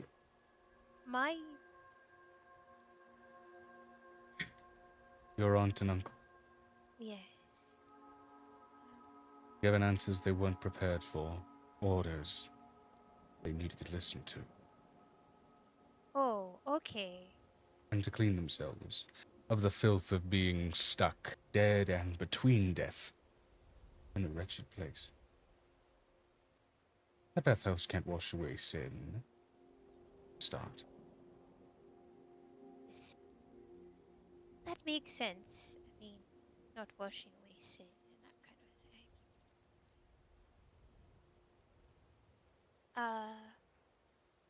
My condolences for the time that it lasted to your friend Ink. You can meet him at the Violet Shovel. He and I have spoken. Oh, I don't know how. He's very tenacious with trying to poke around with telepathic channels, and somehow landed on me. well, Ink is tenacious, and I'm going to literally chase him around the yard when I see him next. The whole thought process in her mind. Okay. Don't worry about it. He didn't know where he was going or what he was doing. Didn't even know who he was talking to. That is exactly where we ended up. Though, by raw coincidence, he did find me at the exact moment I was on the chamber pot. Oh. You poop in conversation. I've had that from before. Sort of. Was there for longer than I planned. Either way.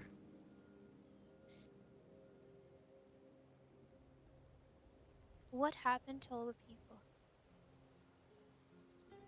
Verify. The holes are empty. Verify. The manor used to be filled with people, going in Yes. and out at all times. The halls are empty of people. Why? Why?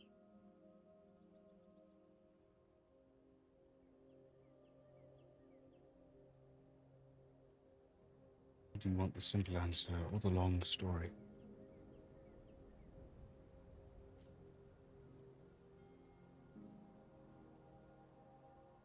I'll start. Meh. I'll start with simple, and if I have more questions, then we'll move there forward that way. I guess, more often than not, are people who are magically gifted and in some ways tied to threads of fate.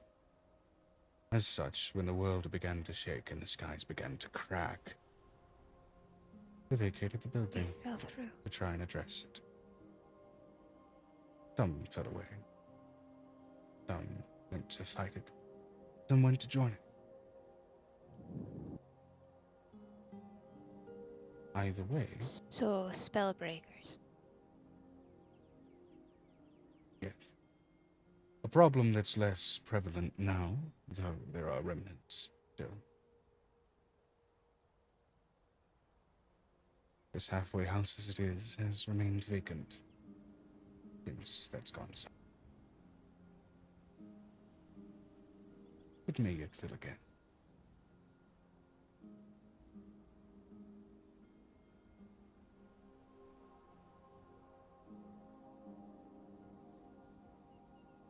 Fix the breaking. I That's what noticed. Angel said.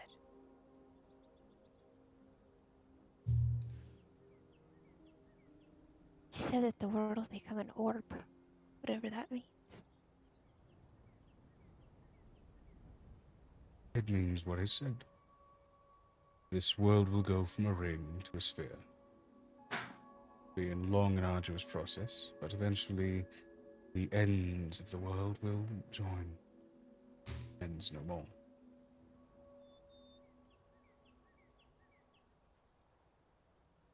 As it was.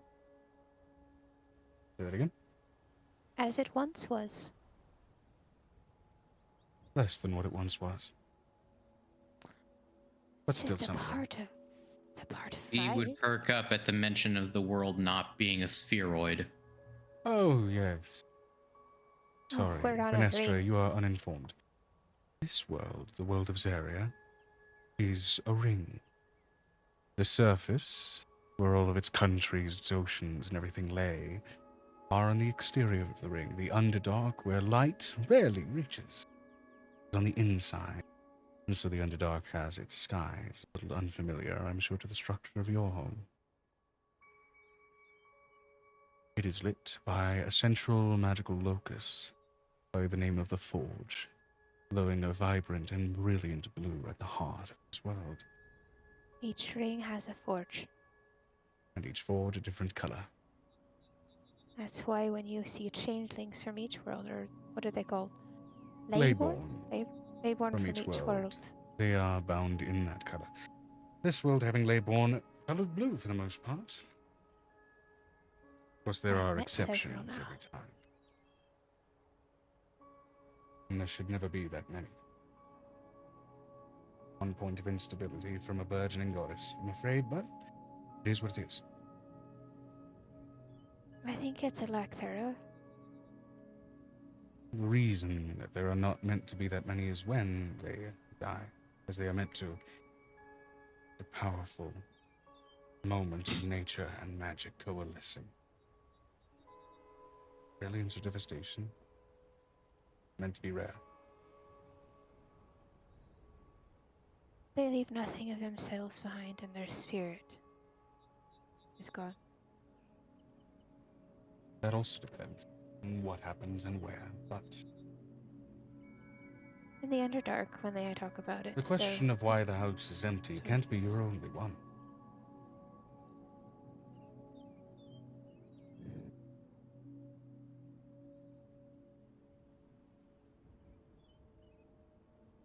I have lots of questions, but I don't want to lose my uncle and my aunt again. I know Won't. that Assuming they make the right choices. I told him if he ever went to you, I'd kill him myself. So I'll handle that. But I do have. Why did you not come find me? It's been 400 years. In many respects, I am bound. The land of Kirin. Can't really live here anymore. Why not? When elves often get old enough, their magics interweave with the place they're in. They become something else. In some regards, an extension of that place. So too, True. do we become guardians of it. That is, to some degree, the role I'm serving. That said, well, Cavalor does not have such strict limitations. Did you handle the vampire population? It handled itself, Oh, good. for the most part. Vampires are like cockroaches. But that's what your aunt and uncle are. That's what your aunt and uncle are here for. To help deal with the cockroach infestation. After all, who better to help hunt vampires than a former vampire? Question. I have a partial question. I have a couple of dues that are owed. If I could speed it up, would it help? Depends on the dues. She looks over at Halcyon. Not necessarily. I feel like that may unfold at just the right speed. All right. I doubt you're the only one with questions here, though. Oh, that's true. After all, I did call your friends by name. Well, considering you know about Avery's affliction, can you help with anything? Is there anything you know of we can do? How do you fix magical radiation? Given the nature of don't his know how to affliction, fix. I can offer little but temporary relief. I'm all for relief of all kinds. Would a resurrection undo it? No. Nor a visit to a place like Yes. Makest.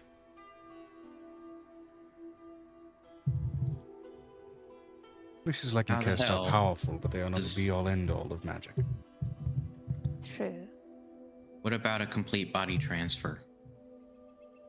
It would go with you. Oh, The affliction may manifest on your body, but it is not one of the body.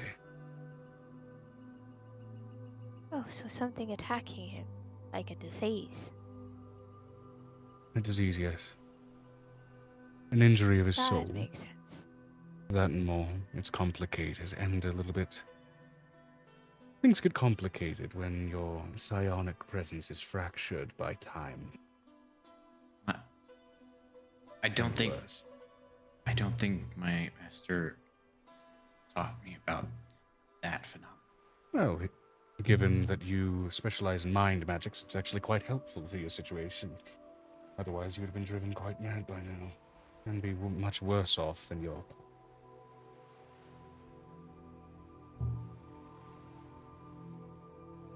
Okay, then explain to the player, what do you mean when my psionic presence is fractured? In time, or whatever you said. That's information that you'll have to figure out what the hell that means. So it's not something that the character knows. I thought when you responded as that character saying it's given you specify We're implying that Yeah. I She should just dropped know. you. It's- She just dropped you some new info. Okay. Yeah, that's the first time you've heard that. I suppose the first time Violet's heard that. Being the Violet knows kind of what she's getting So at I in that can, situation. so that I can write it down. What did you say? Psionic. Your psionic Fractured. presence has been fractured by time Thank and you. something worse.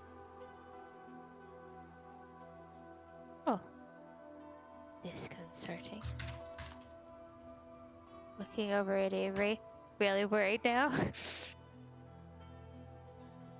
And in If- reply to if this Venestra, an was injury of a something of a easy- sort, and again something else. If this was something easy to cure, I would have cured it by now. I'm not surprised by the complexity of this. Things surrounding those that are tied to the threads of fate are rarely simple or easy. It's something you also can't simply hound Royard for an answers to. Royard doesn't really answer questions. He loopholes questions. And your all the friend time Angel that's tries what to he find does. loopholes upon loopholes, regardless of the god. That's kind of how her entire society works. Gran, just so you know. Bards are fun. No, not bards, just in general, her entire race of dragon people. Either way, I've answered the question you've given me, Avery. Now the dragon. Man first, then. What question do you have? Violet has a question as soon as all that's done. Naseo? I can. What do you know? What are you willing to ask?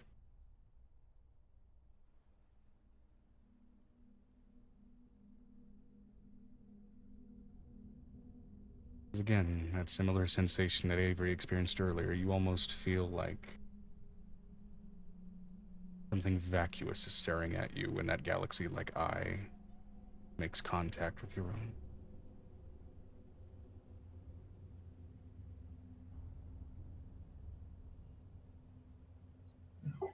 Alright, I do have a question. I'm all ears.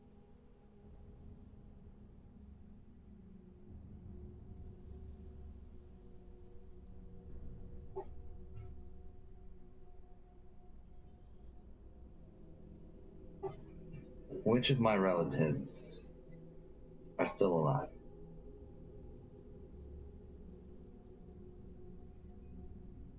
Which? Which important ones, or which ones in general? In general. Your father is alive, and he's very much angry. Not at you. But a direction may be needed for his wrath. When you can find a chance to come home. The voice that echoes through her, while it is all in all her voice, there's an sense to it that seems disconnected when giving these answers.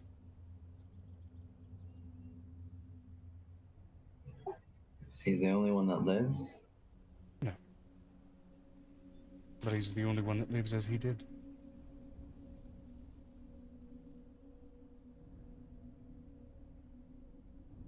Interesting. Gran? Question. What the fuck is Not up with his your girlfriend? turn. Damn it. I want to know what the fuck is up with his girlfriend. Pissy big twad pants. Enhancing your draconic nature or enhancing your abilities so you can return home. Both will come with time, but if you want to further bolster yourself. No. Consider your strengths. Technology and draconic essence. There's a lot of forgotten technology in this world. Check it out. You might be shocked what you can do with it. But, of course, be careful. You may end up similar to Avery. After all, he made contact with technology that no one should have. Broken like boson. Boson, whatever his name was. 1,000 little tiny pieces.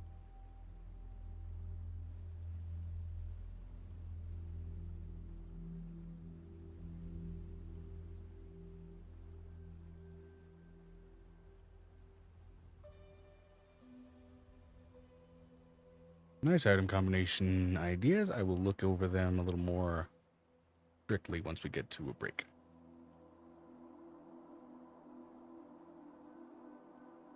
Yeah, technology may be something of an advantage to look at here. Maybe simpler than what you're used to, but in that, maybe some things that you hadn't thought of.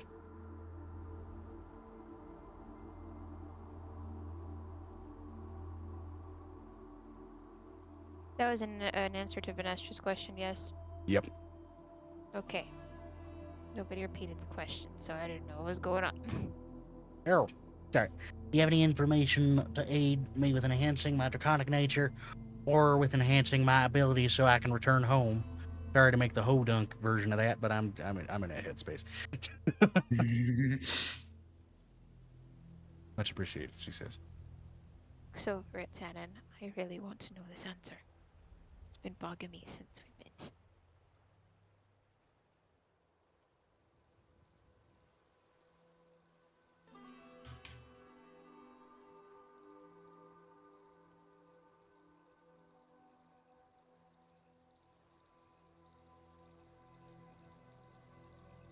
Dan, she's like, I want to answer this question.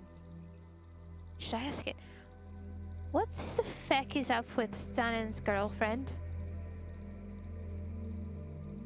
Make a persuasion check. Okay. Oh, natural 20. Violet doesn't get natural 20 on charisma. Sandon is glaring at you.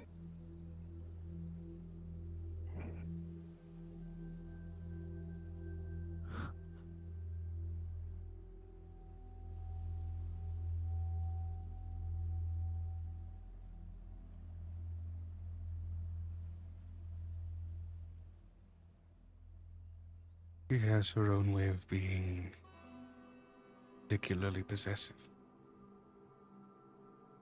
What I'm talking about.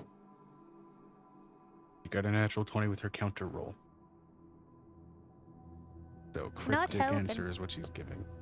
You're not helping. That magic cert wasn't fun. That may reveal Right. itself in time, depending on who and who isn't careful. Who isn't careful, excuse me. Like Piper? Not necessarily. Stop trying to fish for answers in what I'm not saying. No. I grow weary of vagaries. I am old after all. I'm sure you all have had some relatively empty stomachs aside from rations and abyssal mess. Yes. Wait, people need food? Oh yeah. I would prefer. Says the man to in the eat hospital bed something. next to the anorexic patient. You know that. Sorry, that was Violet dark. I pulls out- apologize. That was very dark. I'm letting you know, Violet pulls out a bag of crunchins. I don't think this is, satisfactory enough. I think I'm gonna need something else.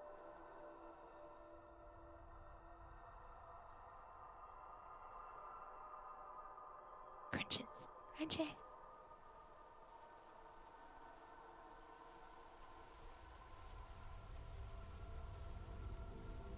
I hope you all like dire salmon kublik.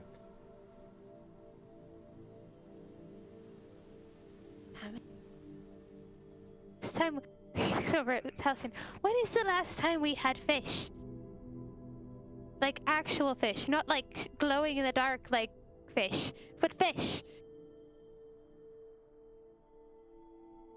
In a while. Not. It's. We used to have more fish, but then Angel's other child with the little eyes basically said we couldn't eat anything from his aquarium.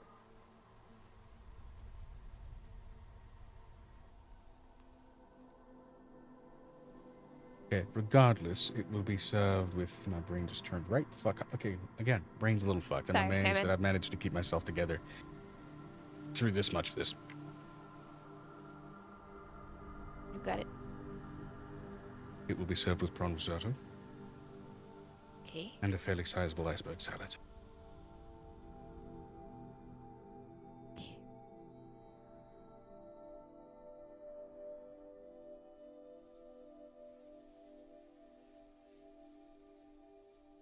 What is she, a peasant? Oh, don't worry. We'll see. Violet She looks said over iceberg at salad. Vanessa. She didn't say iceberg lettuce. She looks over at Vanessa like, I'm a peasant. Don't ruin this for me. That sounds great. This little judgmental look over at her, just like, don't ruin this for me. I really like salad. I get it, I know. As you are all led to the dining hall, which is actually adjacent to the study, you are led to, again, this sort of long table, which has admittedly been shortened for the amount of company here. And what lays above you is this sort of long, rounded window glass, which again has that sort of same kind of veneer that pierces through the daylight sky, and you can see those flecks of stars looking through it. And it is a long, fully windowed line, almost like what you would expect to see with the sort of rounded front entrance on an igloo, but it being the entirety of the dining room as it stretches outward. There is a sort of series of chandeliers which are not linked to any chains, but sort of floating along sort of glowing ice sculptures themselves that sort of illuminate the room. And you are presented with, as mentioned, dire salmon kubliak. So it is salmon kubliak, but fucking massive. Alongside a very large bed of risotto, basically served in a very much a feast style, and the iceberg salad, as it was put, is an incredibly large, served basically served frozen into an iceberg, sort of local winter fruit snowberry sorbet. Is Iceberg Violet very salad. is Violet very familiar to this? This is one of those moments of childhood. You haven't had that sorbet in years. 500 years.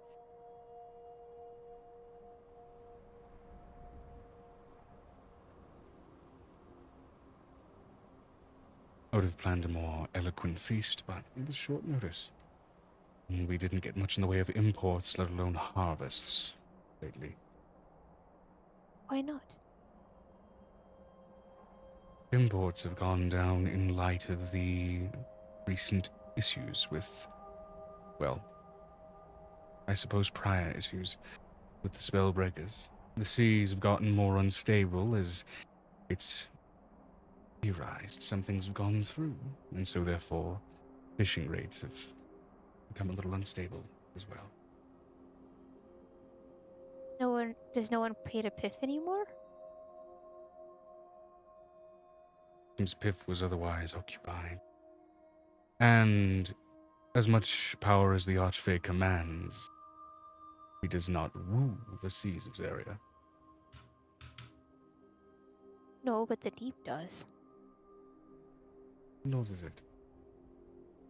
There are still things that try and make their own domain, and as of late, some shipments and ships carrying them have gone missing in the last few months. We should look into that. Talks of the waters going dark as ink.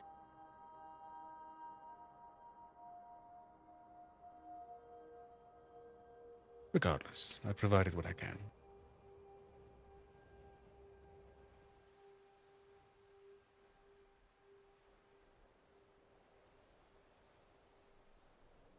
looks over at Halcyon.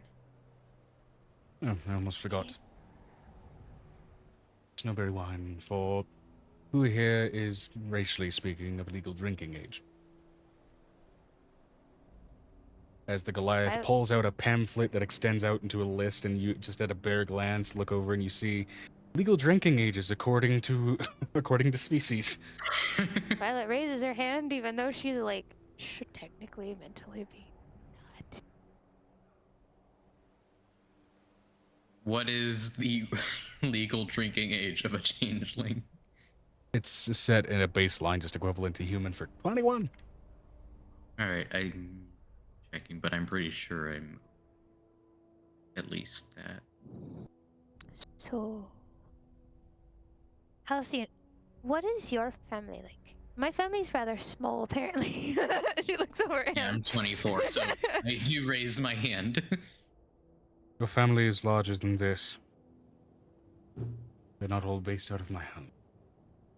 Oh, They have their own homes. we also have our own homes.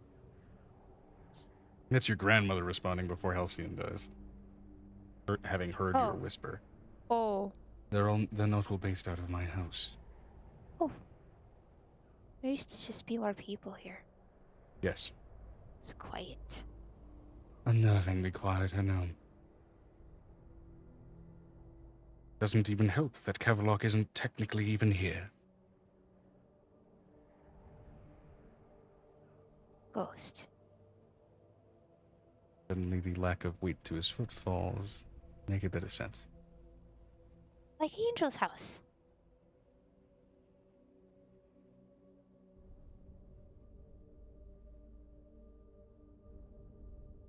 Kavalock died of natural causes while helping with the renovations. He would have been about 13 at the time. But he took a shine to the family during that time, and they proved to be quite kind with him. So he chose to stick around. That's kind of him. Violet's really unnerved right now.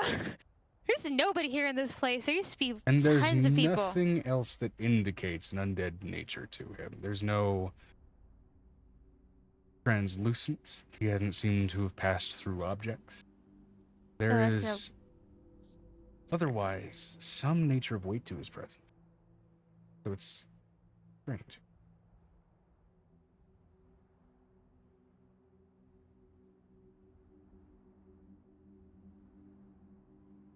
Gran, are you like one of the snails? One of the snails. Like the water snails? No. No.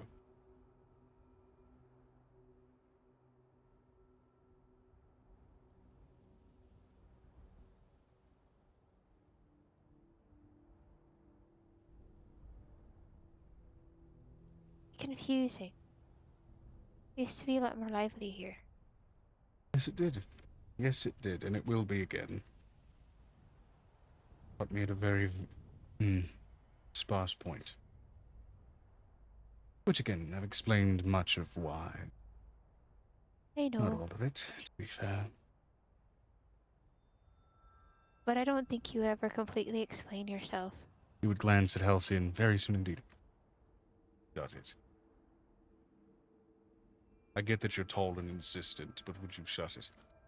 Just because I proposed to him in the abyss. She basically just blurts this out. Just because I proposed in the abyss does not mean we need to bring it up right now. Oh, that explains the little Fritz. What? You may need to throw away whatever ring you chose to use and find a new one. Why? Doing so in the abyss is called an unholy union. You would curse it.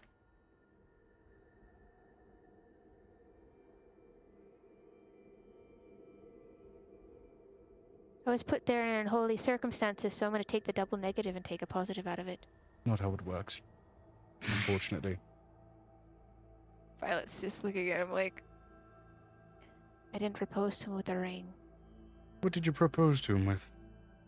A locket. Where's the locket? He's wearing it. Should be.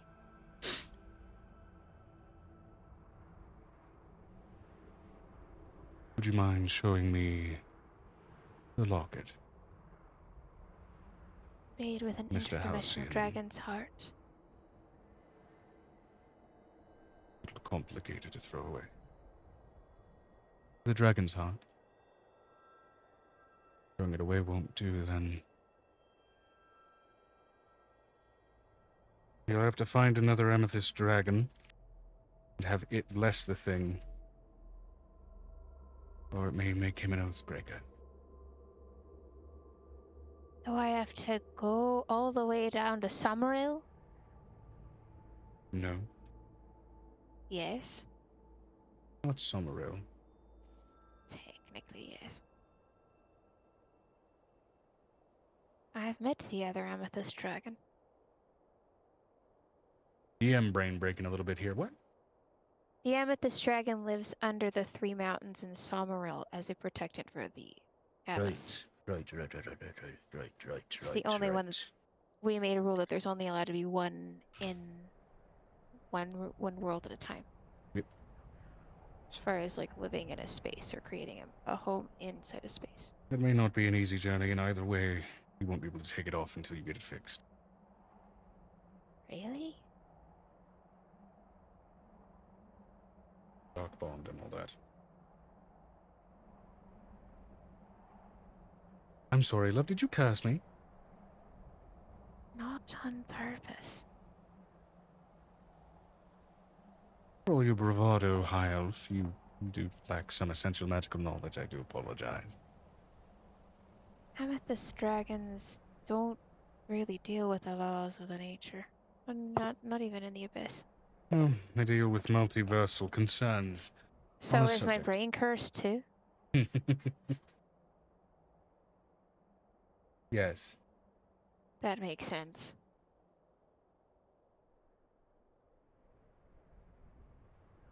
Feels like a fractured fairy tale in my brain. Apologize for the dull nature of this dinner. Would have more company, more liveliness to the affair, but again, we have a vacant household. Okay, I have a question. Looks over at Ravik. I know that you're a dragon. I know that you're like a gold dragon.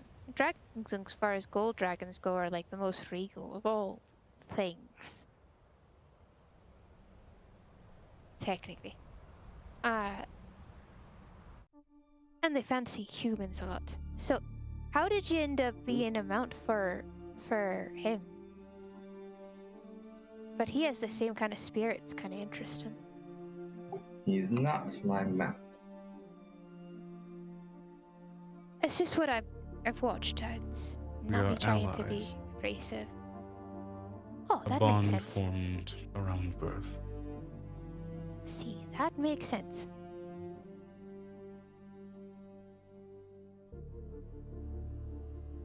That's kind of cool.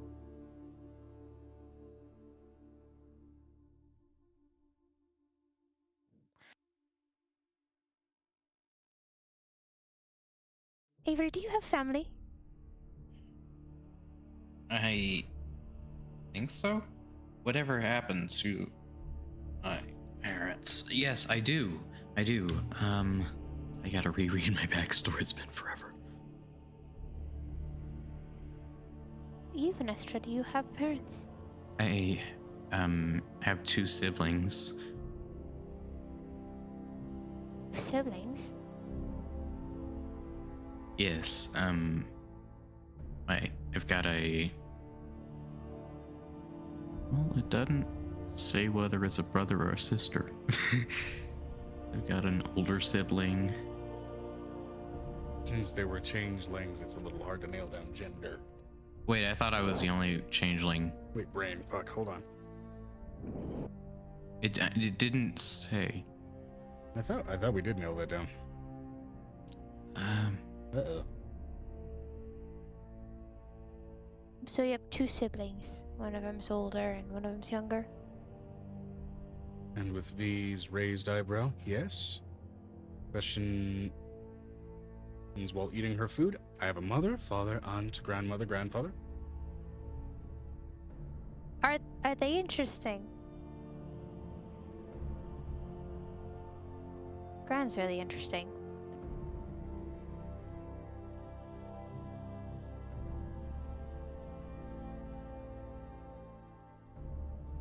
I actually have two older siblings. Two older siblings. Got it. Two older siblings.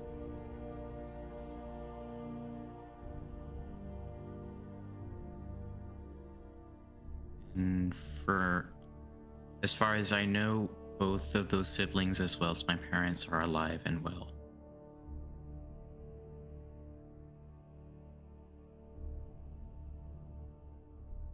Haven't visited or spoken with them in many years.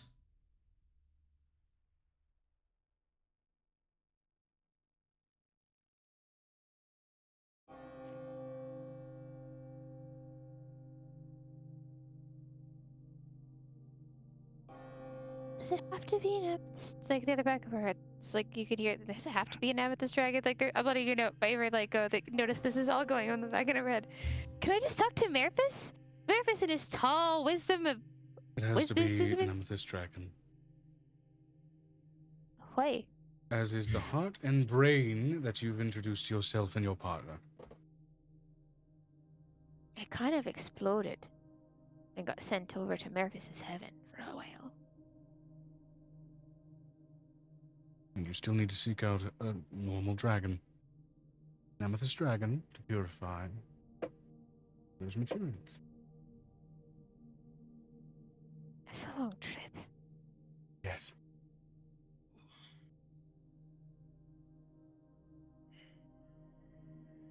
Long and fraught with many uncertainties, but what isn't these days? Certain where that is. It's just a long walk. And I'd have to go talk to the god of time. Aren't you all very much past walking at this point? Technically, because you have to show up in the city around it. And there is a shrine to the goddess of love there. That's the only reason we got there last time.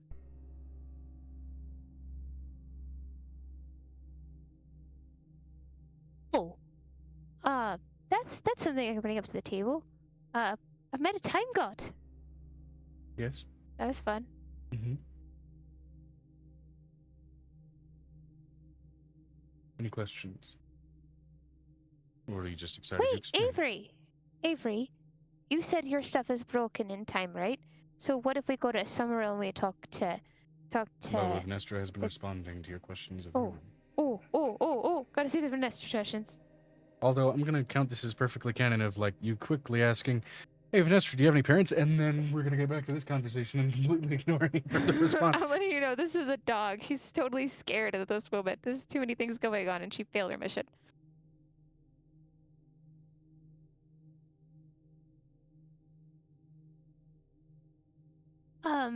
I wish to know about family because I'm letting you know this is the point where Violet actually almost starts to cry.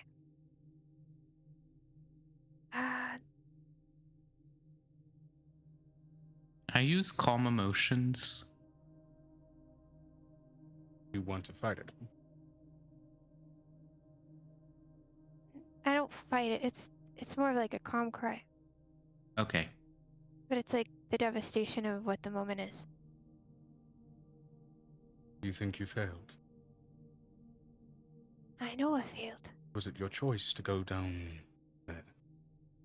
Or was it circumstance that drove you? Stop invading my brain for 2 minutes.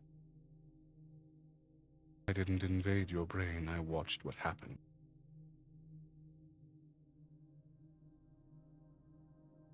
Then you'd know I've been alone. This observatory simply looks at the sky. Then you know I've been alone. She moves her finger up near the windows and suddenly the daylight begins to zoom into the stars above and zoom in further and further and further until one star that looks black and purple.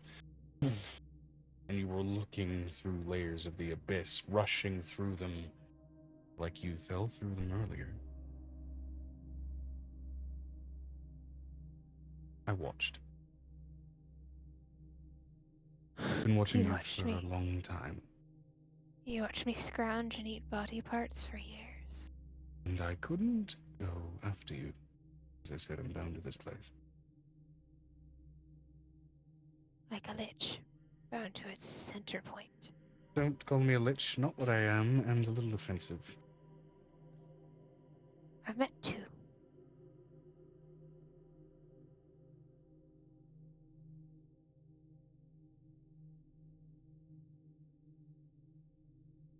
I've been alone most of my life.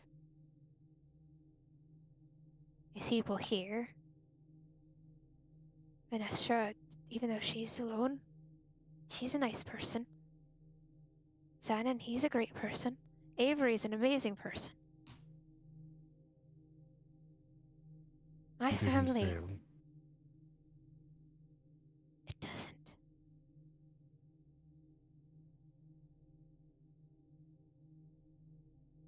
It's not the failure that's bothering me.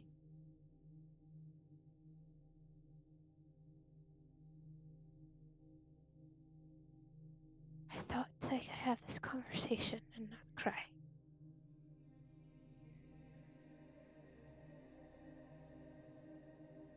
And while Avery making my breasts go from side to side was hilarious.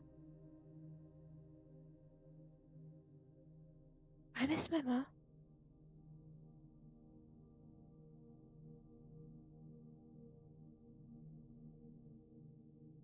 If you'll excuse me. She gets it from the To go table. see her. She's gone. They're both gone. Dave isn't. Visiting a body is not them. It's not nothing.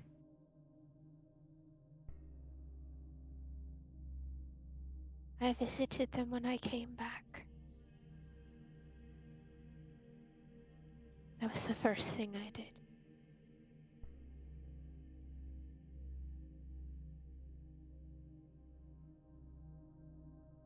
When I came looking for the hag. I didn't find her, but I found them. The offer stands. Hmm? The offer stands if and when you should want to.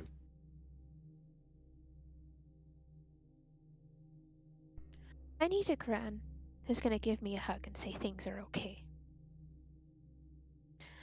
I need an aunt and an uncle who aren't gonna tear each other apart. Oh, they And won't. I need...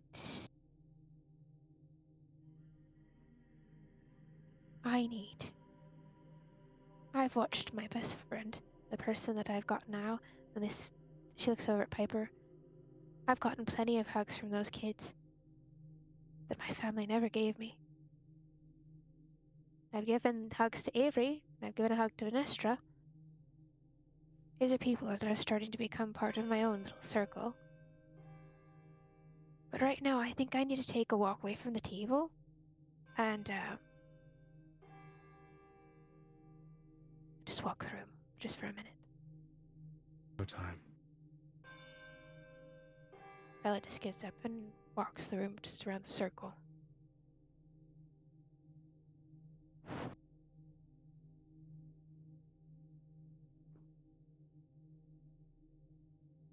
Eerie has half a mind to go after her, but doesn't because they figured she just walking needs some within time. the room Yeah. specifically. She's doing the dog thing. Oh, okay.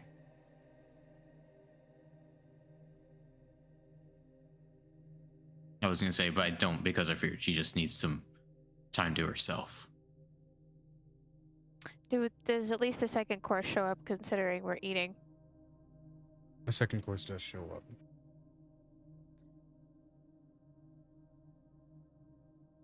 This round is a full rack of giant goat.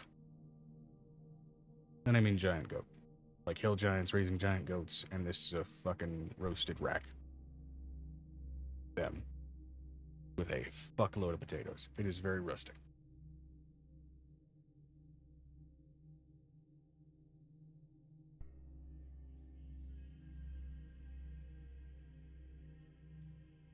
It kind of eats in silence.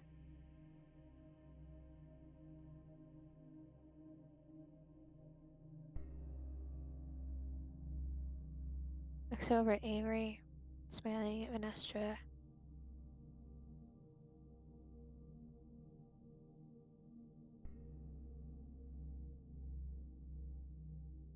She didn't say anything.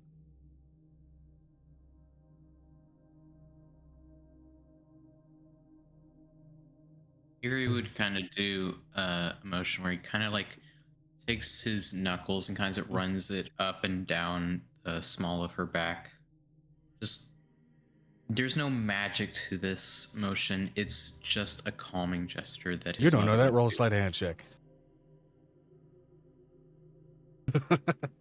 I mean, I'm not trying to be subtle about it.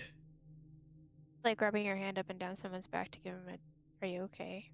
Yeah. Fair enough. All right. I'm No, not it's just supposed to be like a comforting motion.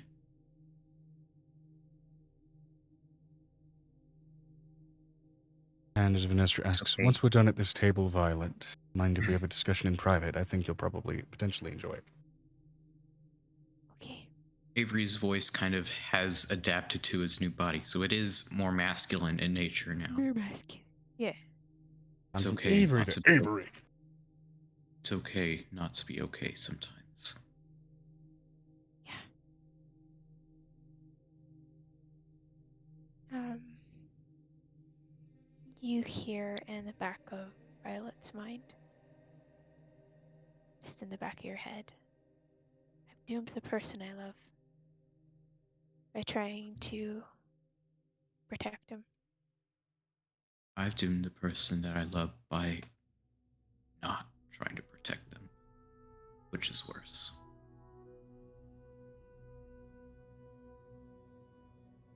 Did the best you could. And so did you.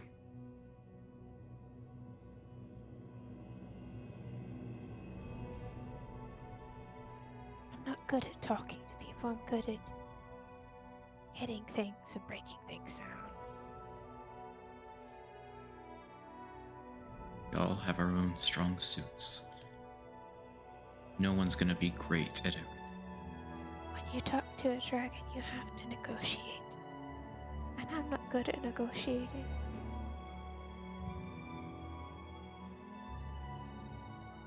Maybe that's what I'm here for. This is in their minds. And you did teach Halcyon to peek into yours.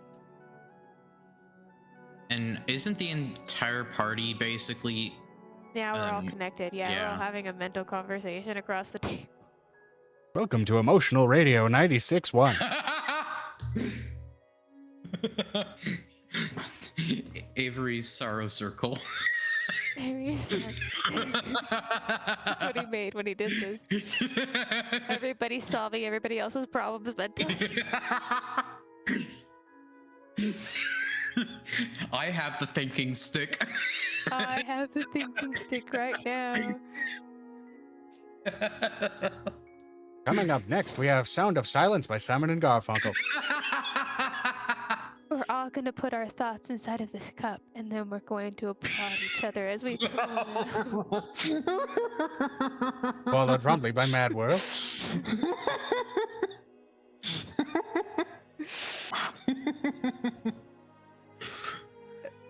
As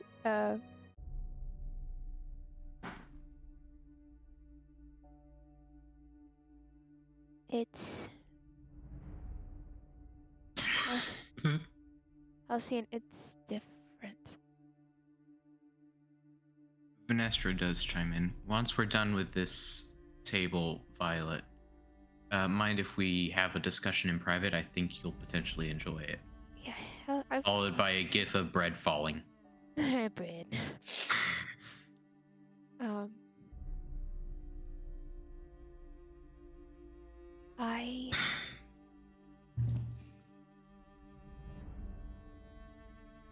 She looks over at her aunt who's shown her affection before.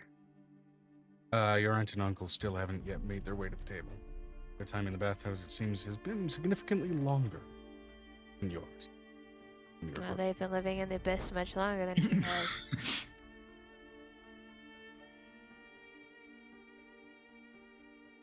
Y'all, we're out of Rivenheart. Get your minds out the gutter. So, Siblings, for fuck's sake. ew. So, My character's personality has nothing to do with his plane of existence. I'm letting you know I would bet the rest of the meal goes in silence of them just talking to each other mentally, having a full-on mental conversation about people's emotions and feelings. There gets to be a third course that you barely acknowledge. Everyone else at the tables, like, they can tell that there's some deep shit happening, but they have no idea what is happening. It's one of those moments. Those people who are just like additionally at the table, there's like deep emotions and like There's deep emotions, but there's Rest no of you, communication. You take 2d6 elevator music damage.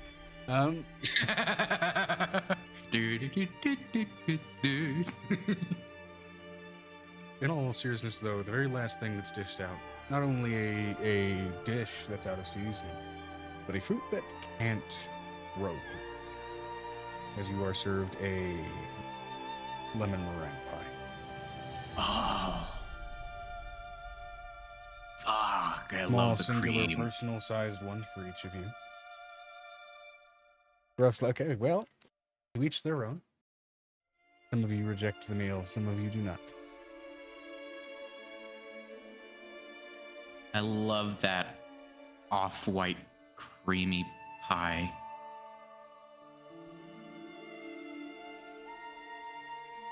eats it, but it's just like she's not there. I will say, Violet, as you take a bite into yours, bite into something hard, solid, clinks in your teeth. That's nice. She spits it out in her hand as she licks whatever it is clean. Lem, lem, lem, lem, lem, lem, lem, lem. You spit out a small, pearl-framed, off gold-colored, rounded small piece of glass. Beveled on each side, almost like a lens. I forgot about that fucking video, Finestra. What have you done? Why have you done this? That's such an old video. I love those dogs so much. I love those videos so much. God, the nostalgia and laughter It makes me that so comes happy. with these videos. Goes with the dogs. So, it's a piece of glass. Yeah, beveled out, not dissimilar to a lens.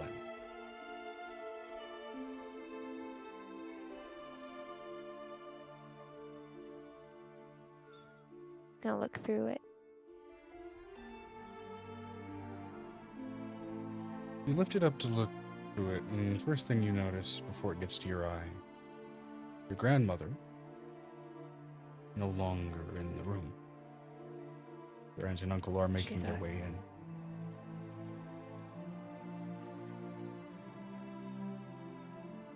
You hold the lens up to your eye, at least in the immediate room.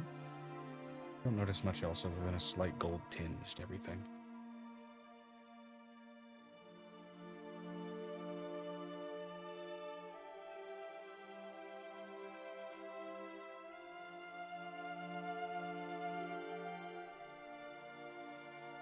The cat's so happy the fact that you brought that thing so close. He can just sit there and be like lord over you in his domain. You do notice, however, that any sources of light that are making their way into this room do almost spread out fog-like when looking through this lens. Sort of like a soft mist.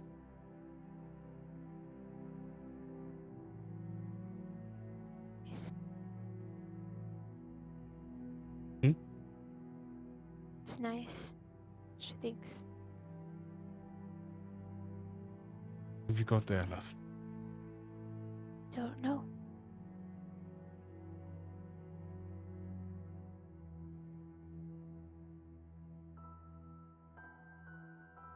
Don't know at all.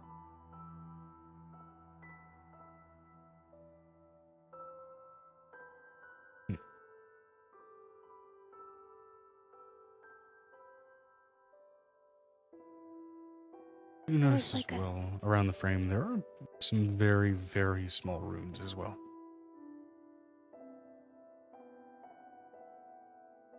She touches him. She's like very ginger with it. There's a light warmness to it. Gentle, almost like that. It feels like that moment of a limb falling asleep. Not the awakened moment of the pins and needles, just that sort of relaxed loss of feeling.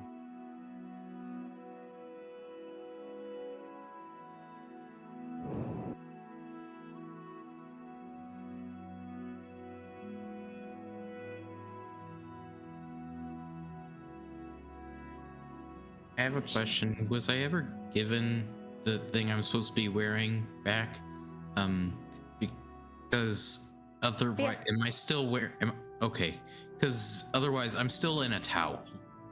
No. You still have your clothes. The clothes fit, considering they're Okay. changelings' clothes. They're actually made like Oh, Eva's. okay. They're made so Violet could shift into a bigger form and Also, not break enchanted them. items generally adjust to fit the form of the wearer. Okay. So you're wearing that really nice like green shirt. You Awesome. you look good. You would You look squint, good. looking around for where the grandmother went, getting a bit wary. Roll me a perception check, Venestra.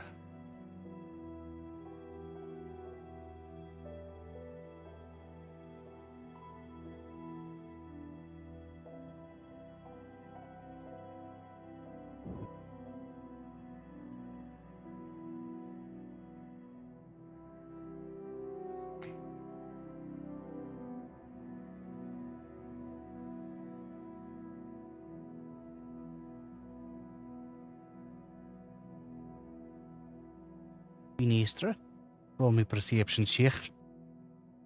There we go. 16 plus 14, 30. 30, okay. Yeah.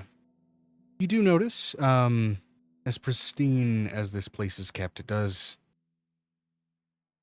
even if subtle, make changes to pristine surfaces noticeable to the most keen eyes, particularly those that roll a fucking 30. You do notice discoloration slightly to the flooring in this room, like leaving footprints, a slight shove of the chair. The walk seems, at least the pattern of it, weaker than the comfortable stride she presents herself with. There's an unevenness between each footprint.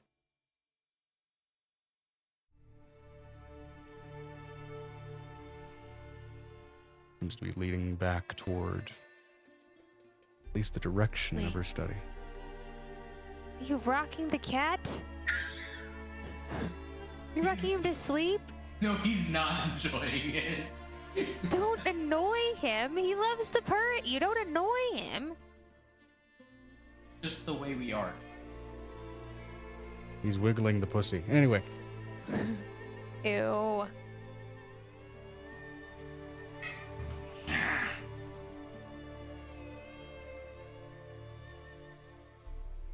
Sorry, He's go just on. happy. He's happy he's closer to you. No, he's not right now. If I haven't Oh, built that up my tail sway. reflexes, that tail sways, swinging in a displeased motion like, the fuck? So, her feet are, their strides unsteady. The footprints at least indicate that it's an uneven stride. That's what Venestra picks up on from the perception.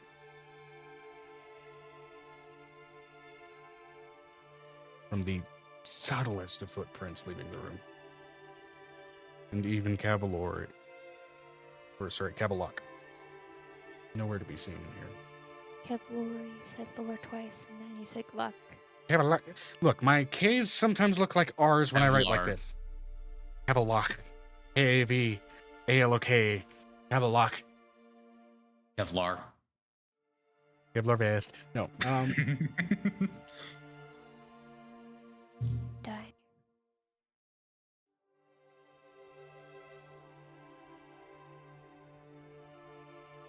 You get up and excuse yourself going to investigate.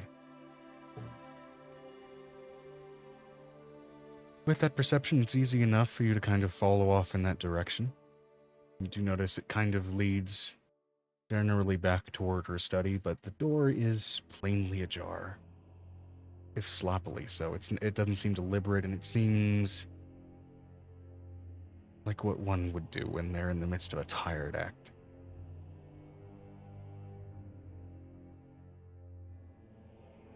You notice, even just without entering in, there's a shifting of lights coming from behind that door.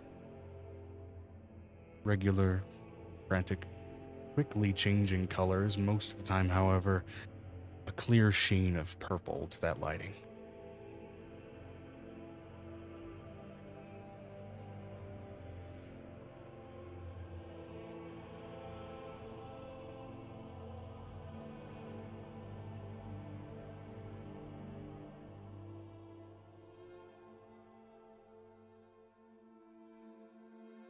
Gonna peek inside.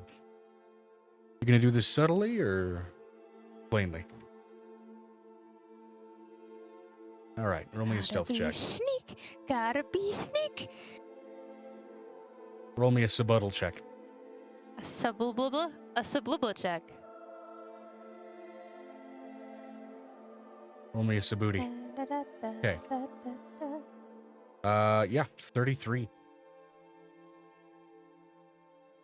With the keen and careful gaze of a cat in the middle of the night that isn't meowing for food or making that horrid hacking sound that every cat owner dreads. Meow.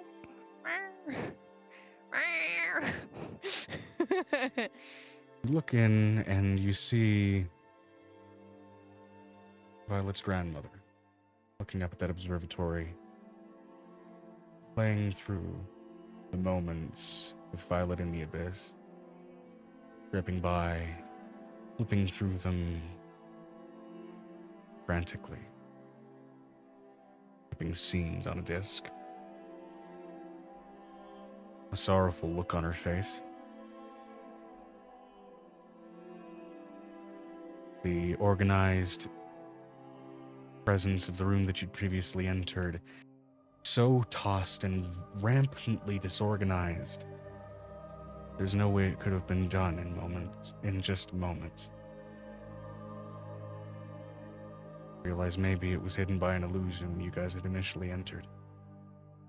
Disheveled, tossed, all the hallmarks of someone not wanting to organize.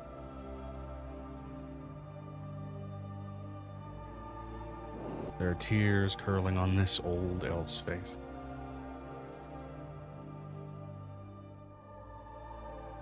Doesn't notice your observation of these events. Continues in her obsessive observation of events she couldn't intervene in.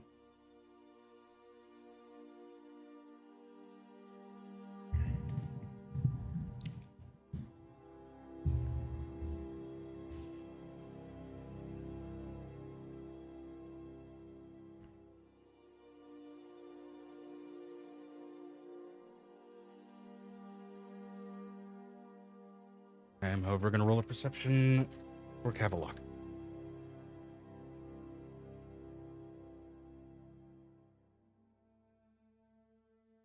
You hear a whisper curl in your ear. Food to stare.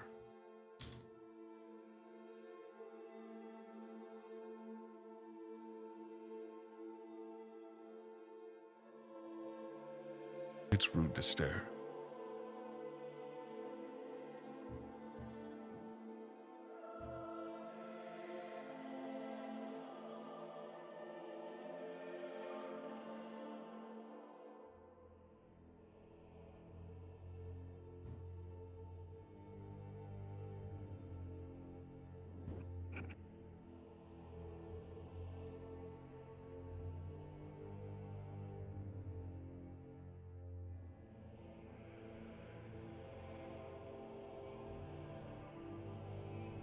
We had little time to prepare.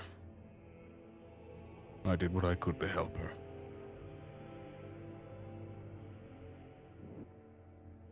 At least we provided some comforts to start with.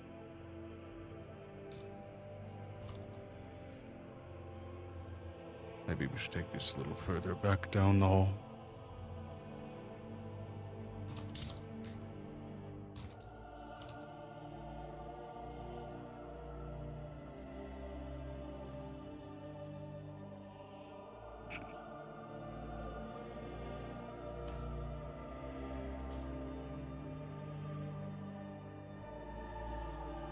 Oh, sorry, I didn't recite Vanestra's line. It's all. It is also rude to use illusions on guests and family members, be stated, turning to face the voice. Yeah. I will repeat for you because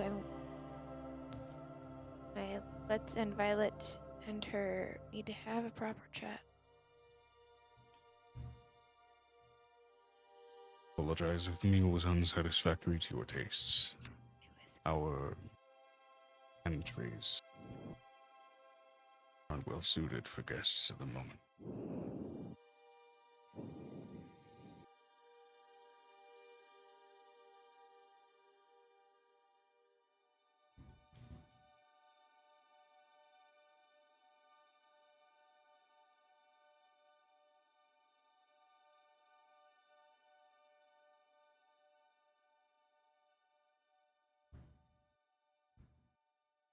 You want to repeat the line?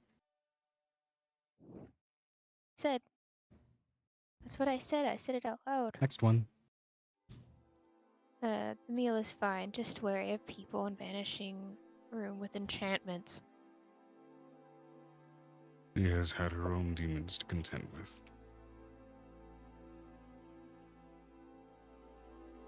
Regret, chief among them.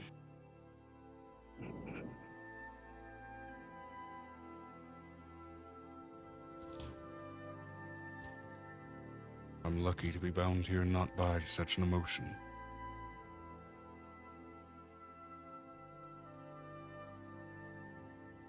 Sometimes I'm sorrowful that resurrection isn't in the cards for me, as that woman may some days desperately need a hug.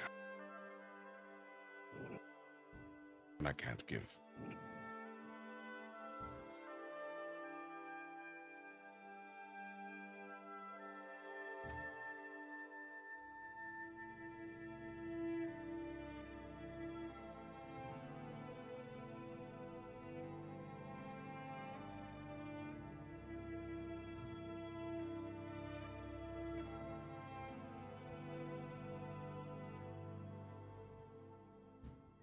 Well, then it's certainly a good thing that her granddaughter is here then, no?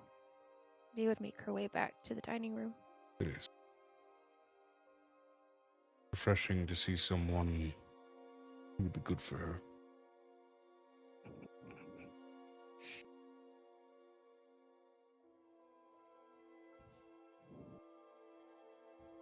I can manipulate objects. About it. Which is good for keeping a house clean. We're trying to provide her something. At least for Violet. Hopefully she didn't swallow that lens. Oh, the lens. If you can manipulate objects, why not control a doll? They can't be too complex. Fortunately. If I were something more like a poltergeist, I could possess things like armor, like dolls, like things. Yeah. But I am not a vengeful spirit. So such potencies are not afforded to me.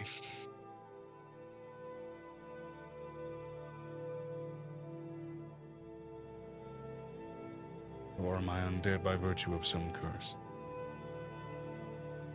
I left my afterlife by choice.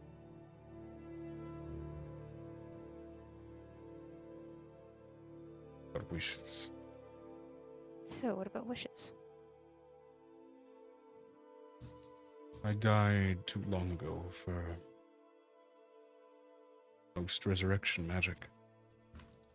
And even then, that type of magic is usually contingent on the nature of the death being something other than natural causes.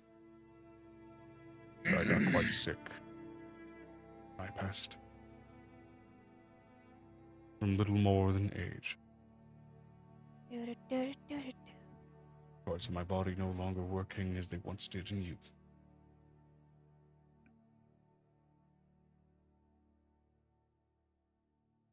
I am going to go grab food while Venestra is typing after she finishes her next sentence. Resurrections is not quite what I was getting at. What I was getting at was, what if you wished for a body, if not flesh, metal?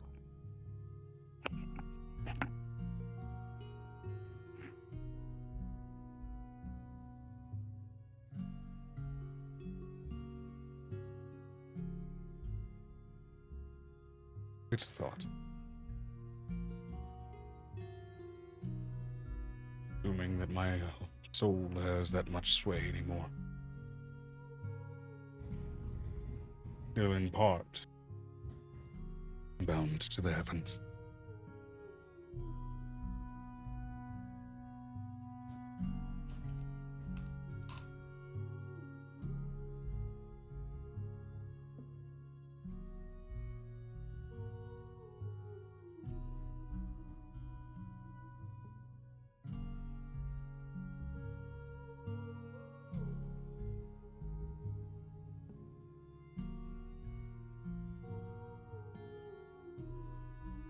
She's gonna go get food. So I would say,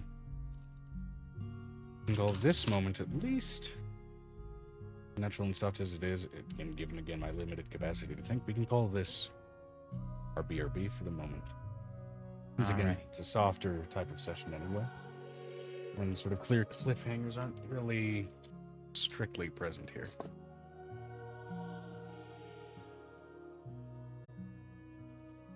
Quick question, Joe. Sure. Pop my jaw. We're in a. Are we in a house or a mansion? Manor. A manor, Mansion. like a big house. Mansion. Okay. But what's around the mansion? In terms of the major areas that you've been to so far, you've been through a couple of large halls. You've been to mainly Violet's grandmother's study. You've been to the fairly extensive and enlarged bathhouses, as well as washrooms there and attached. And you've been led off, for the most part, off to the eating hall. You have yet to be shown major living quarters, entertainment areas, courtyards, anything like that. But should you want to wander, you may absolutely.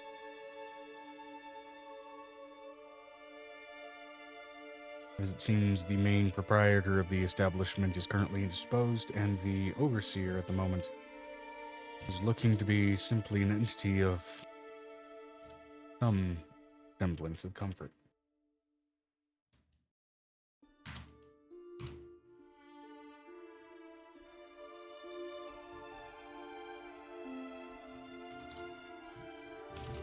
I see.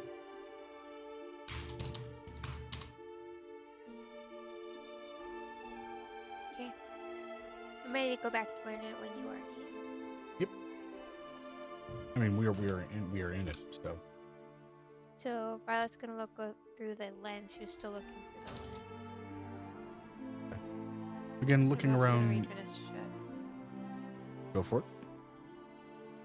And Vic also called for the Dow to grant wishes. There you go. I That's what she say, said. Okay. looking around the room and just at the light sources mainly, again, it's still that sort of foggy, sort of mist-like visual.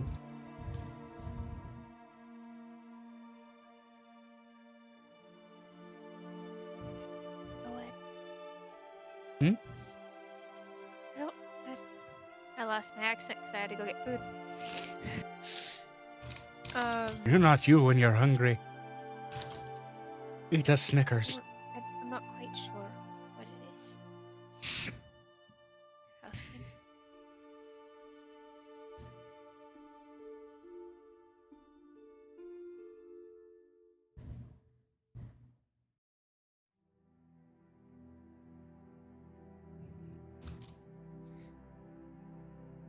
You want to answer? They tore down. She's just going to look around.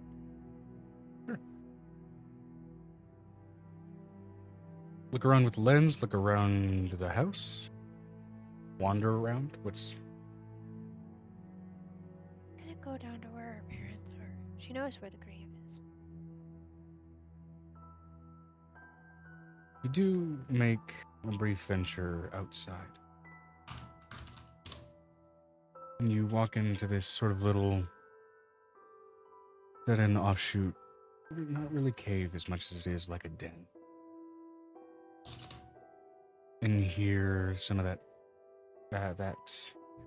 geothermal heat does permeate and allows some of that natural growth, that lichen and things, to look a little more vibrant, a little more lively here. The earth is less frozen; it's a little more soft. Not strictly muddy, but it's movable.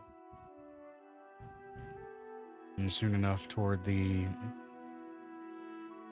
part of the cavern that washes over yet another set of childhood memories.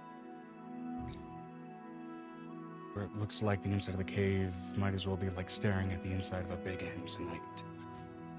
Reflective, vibrant, multicolored.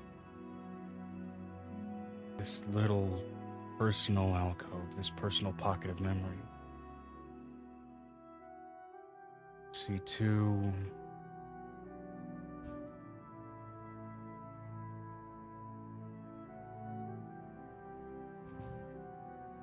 headstones.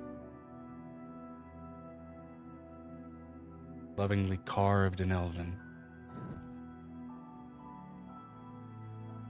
Flowers growing over where the caskets would have lain. All in all, where humans may leave flowers on occasion in remembrance of the dead. For elves, often a flower garden is grown over where they lay. And it is no different here. No bells, no drops.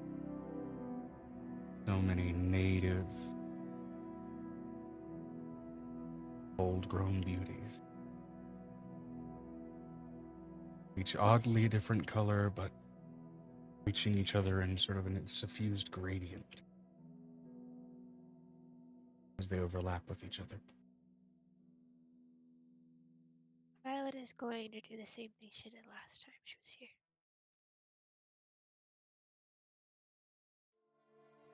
She takes out of her pocket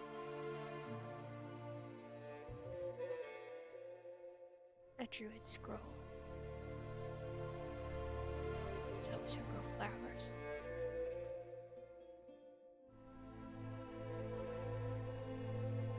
And you grow. She pulls out of her pocket a whole bag full of violet seeds. She puts it in between them and then pulls out one snowdrop seed.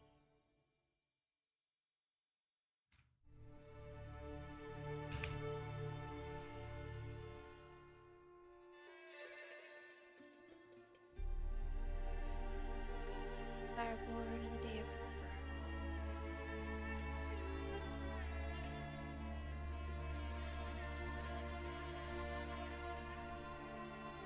The month of her birth is violets, but the one her mother had in the window is a snow grove.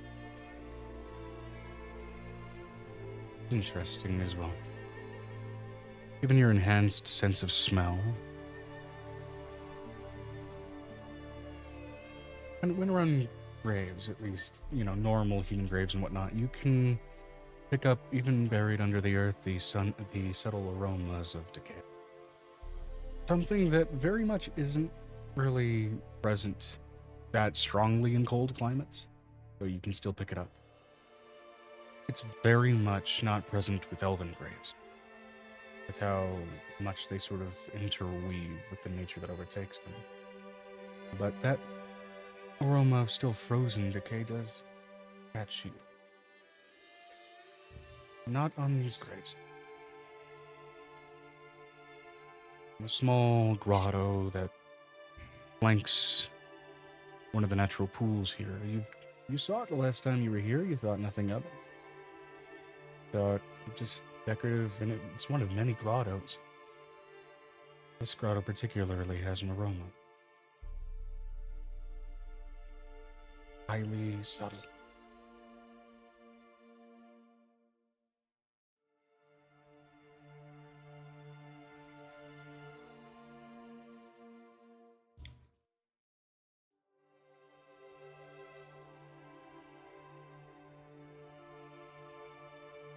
Go look in the pool.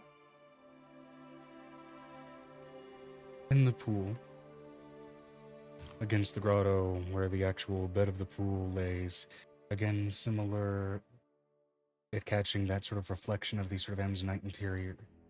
You can see in the reflection, looking up at it, written backwards, characters carved in the language of giants.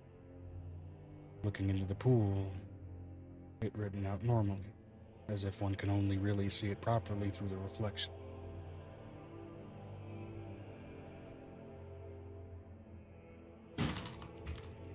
And it spells out Havelock Anakalagine,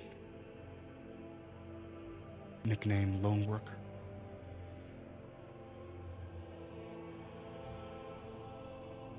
Nicknames for Goliaths don't happen often, and it's usually it's almost every time a term of endearment. This is someone who enjoyed working alone, sticking to his own devices. Most likely, at least in regards to what was going on during the renovation, an old man, an expert at his craft, probably kind of stubborn and this is the right way to do it. Let me do it. That kind of thing. But it does say under it in further reversed elven notes. A kind man who provided comfort in the end of his days, as we returned it.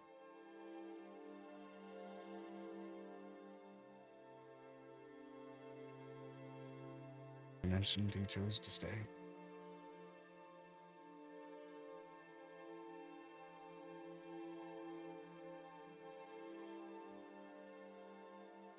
But another note about Goliath culture. Go ahead and give me a history check.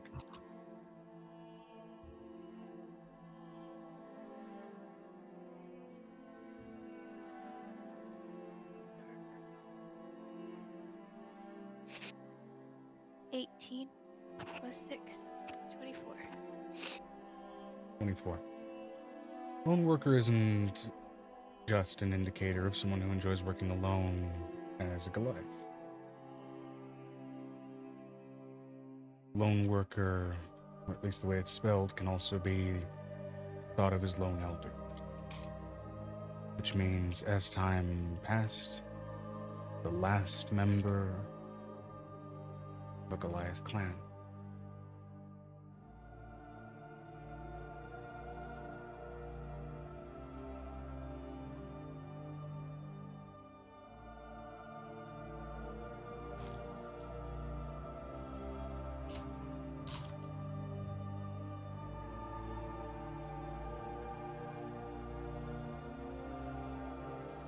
I think that guy might be the Avatar. Well, the Avatar's dead. The,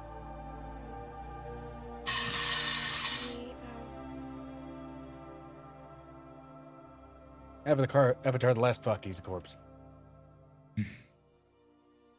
So there's no smell of decay in the elves at all. Not in the elves. The closest thing to any aroma of decay that you've ever gotten from an elven grave, and this has been strictly like amongst a jungle elven grave where it's been warm enough to kind of get like that slightest aroma of like fermented fertilizer. That's about it. But usually it completely integrates with and how the graves work.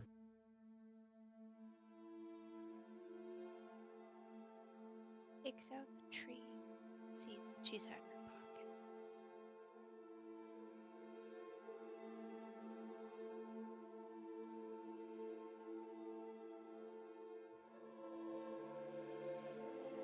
Permission first.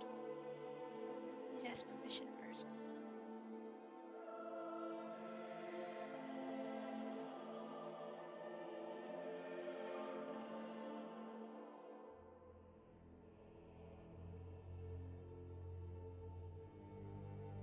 Not easy to get here. Planted a tree in somewhere else around.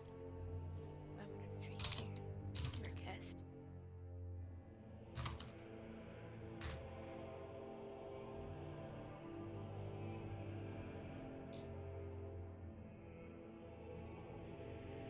I can't protect Gran if something goes wrong.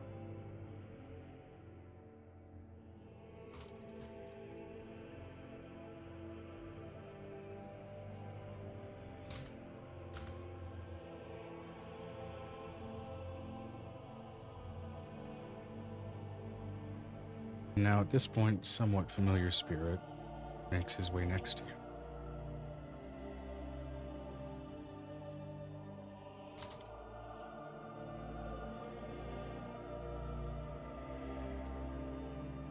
Someone noticed my grave was here.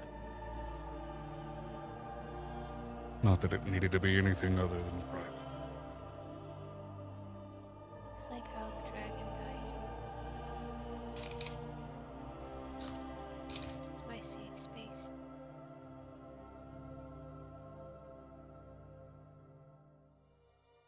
Where the dragon died was your safe space because it looked like here. Yes.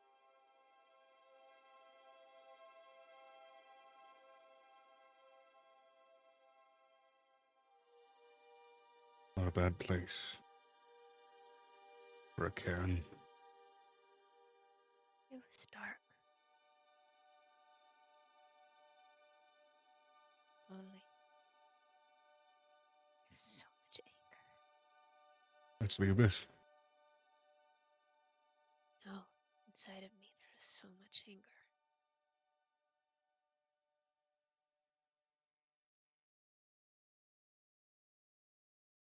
I think what you can take from that is that you're still feeling something.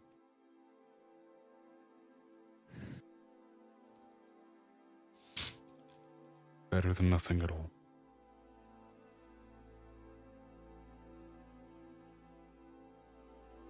Day when you pick up a weapon and you're not angry is when you should be very scared of yourself.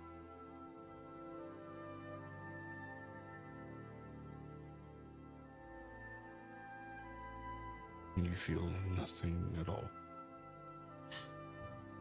I have been alone for a long time. They left me. And I had so much anger.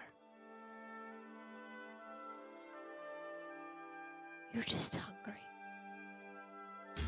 When I was angry at my uncle, I was angry at my mother for dying. I was angry to be left alone.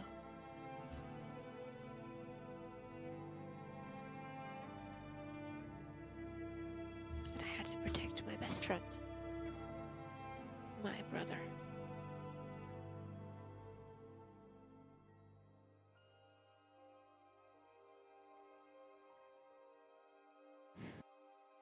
My dad said things. I didn't know he was my dad at the time.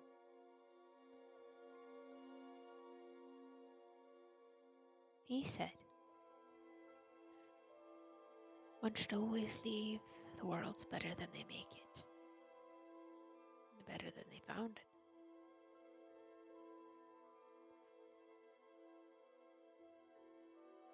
it. Easier to say than to do. He tried. Mom used to talk about him all the time and all the things he was doing.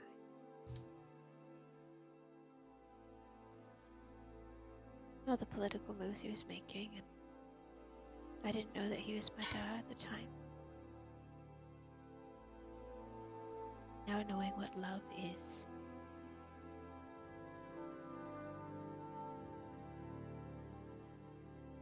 he loved me.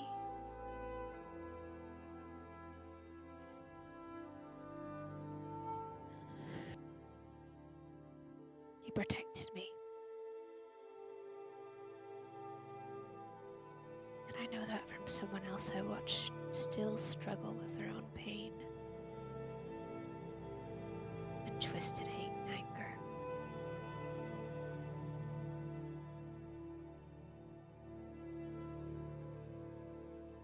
But Mom was simple.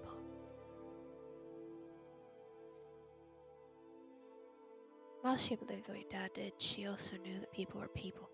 People were always going to be evil. They had a choice.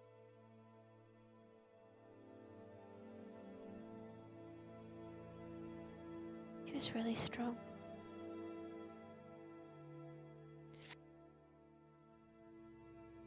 You know, they couldn't hold hands in public. So they'd meet in a garden and stare at a tree. Not even touching, halfway across the space. And blended in the grotto.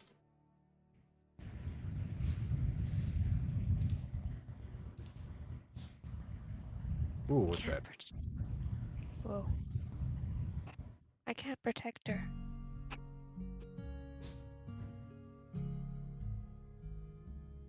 She doesn't want protection.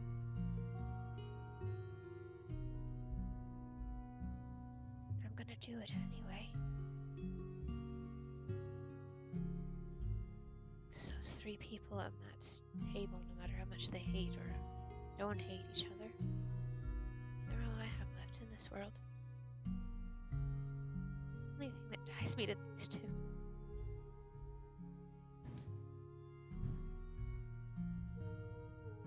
So I'm gonna do my best.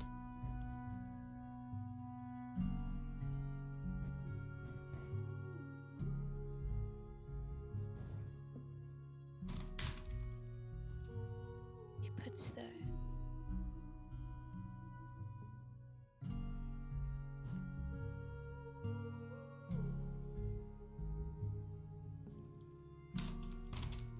takes out a seed the angel gave her. It's been in like a orb, protected from any elements. And a copper lining to protect it from being any type of curse or anything like that.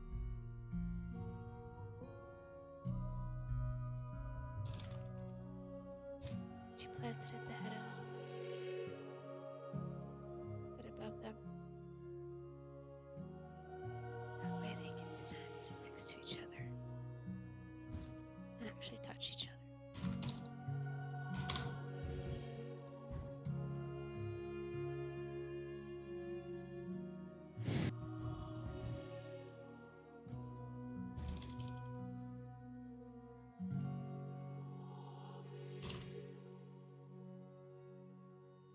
Used to bake pie for each other. But that Roll was D100 for how this thing grows. Because if you recall, silver woods are insanely massive.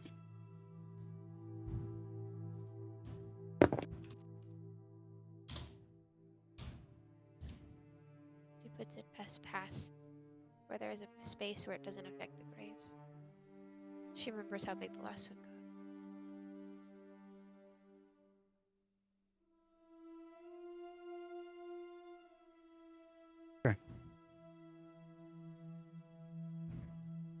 As you plant this seed, everybody feels the ground rumble. Big shift. A massive, thunderous cracking of stone, rock, earth. We heard. We felt.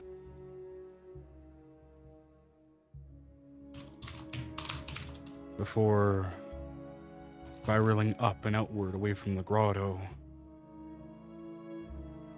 10 feet. 20 feet. 50 feet. 100 feet. More. A massive, silvered, glowing, enchanted, coniferous, pine-like tree the size of the Chrysler Building. Again, these things are fucking massive. Yeah, I know. Angel's was huge too. There's a reason these things, just as they are a plot point in one of my other campaigns. I know. They exist as a plot point because they're that goddamn big. Grows and settles itself in front of this manor. And in front of the rest of this village. This wasn't a house standing on its own. Fuck. Says this in her head, I can solve a little bit of Grandma's problems. Import will be a thing she can solve.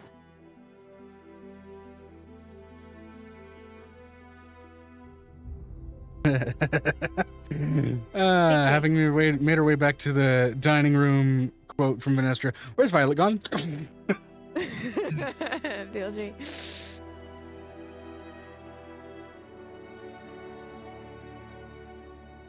She needs to meet the other part of my family too.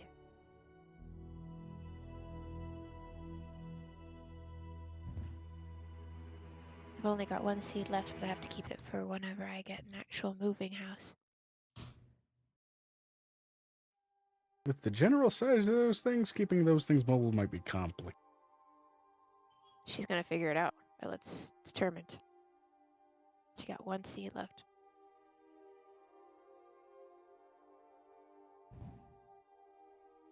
You can give it the old college try. Well, it's for her and Halcyon's home.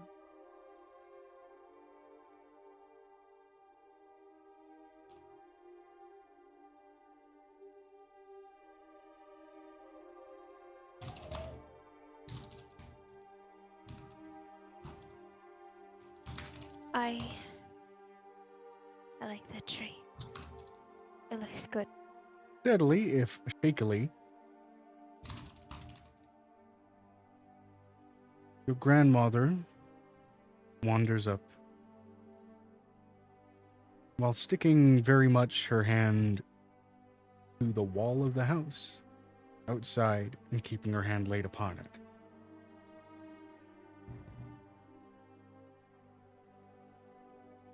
Well, isn't this quite a bit of work?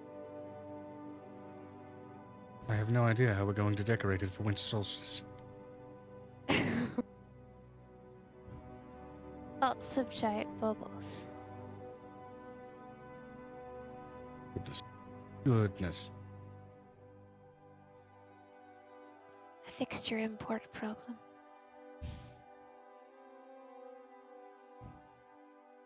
I'm sure you did. Love to be sure they didn't damage the basement.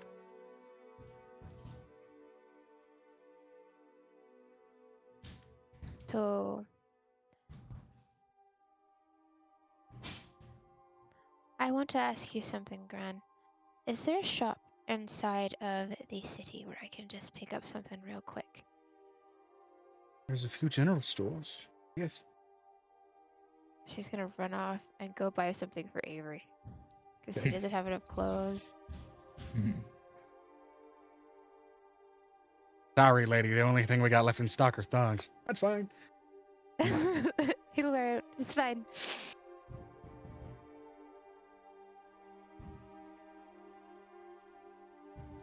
We have exactly one left sock. It got invaded by gremlins last week. Well, after she goes and buys clothes for Avery, she's gonna come back and then just bring Avery a big old Shits pack and of giggles clothes. knock off like 14 silver. There you go. She hands it over to Avery. These are for you. I got them in every size I could find. These are for you, and these are for you Multiple when you have colors. tits. And there's a corset in there for when you have breasts. So you can lift up the ladies. Thanks. And there's These are a for when you have skirt. gazongas. These are for when you have Hanagaloos. There's a skirt in case you want to. There's a skirt in case you want to look real dashing once in a while. These are for the honkers. These are for the badonkers. Yeah. Oh, and I have a bag of thongs that like people gave me that I think I gave you last time, but I'm gonna put them in your bag this time. They clean themselves, so you don't always have to clean them. And this thong is useless because one of Angel's kids snuck into the bag and he converted it into a slingshot. There's only one. So, Gran, are you not able to leave the house just because you're tied to the house? This stage, yes.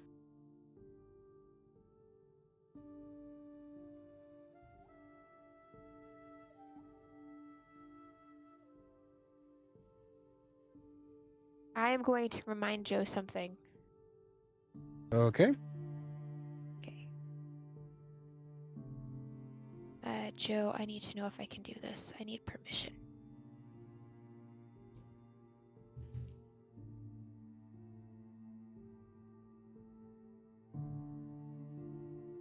Oh, and by the way, Joe, within Avery's channel, I wrote about how I picture Aiko. Okay, then. Fantastic. thread. We'll take a gander at that in a moment.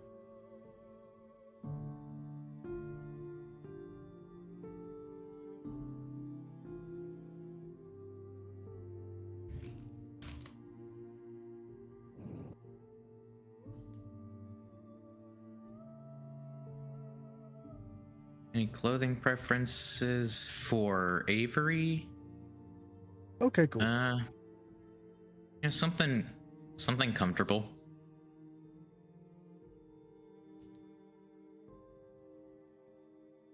Yes or no?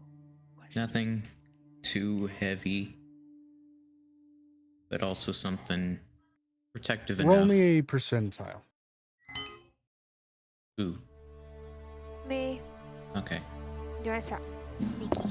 Because I'm a sneak. Hold on, where is my other die for the percentile? No, don't. I just got these dice. Please don't disappear. It's a D12, not a D. It's not a D10. I've got to find the other D10. Okay, let me grab another bag. Hold on. You losing dice? What a shock. It's under my butt somewhere. No, it's under my blanket. Because if it was under my butt, I'd be able to feel that, the D10. Yeah, I was about to say, if I feel like if it was under your butt, you would know exactly where it is. I've got a really sensitive butt. I got a 69. Can that help me? There's, unfortunately, the Rivenheart bonus is expired because you guys are away from the succubus plane. Oh, come Um, on, DM.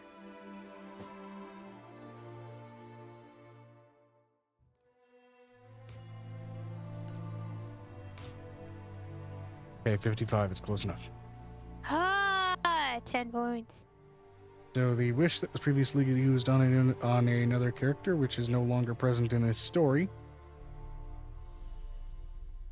for decent reasons. You have the ability to use it for this, They but had again, their you will have to reasons, yeah. roll percentile upon casting it to see whether you are going to be able to cast a wish ever again, since this will be an abnormal use of this spell.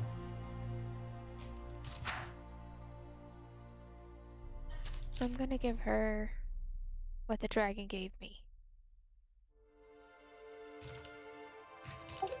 Hold on. What? Are you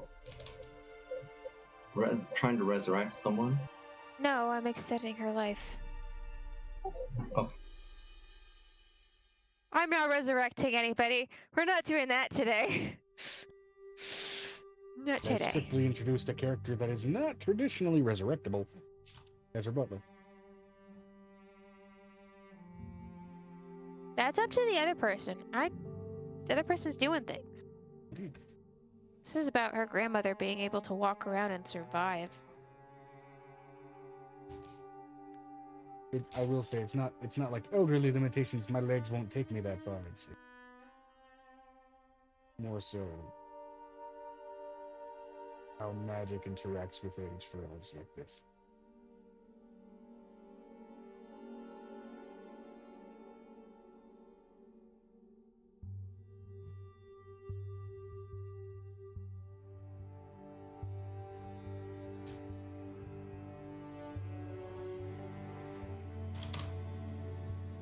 "42."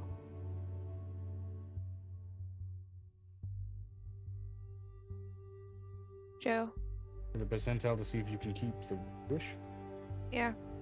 Okay, first, we'll go ahead and keep that one in mind. What is your wish? Because again, phrasing is important here. For spells like this.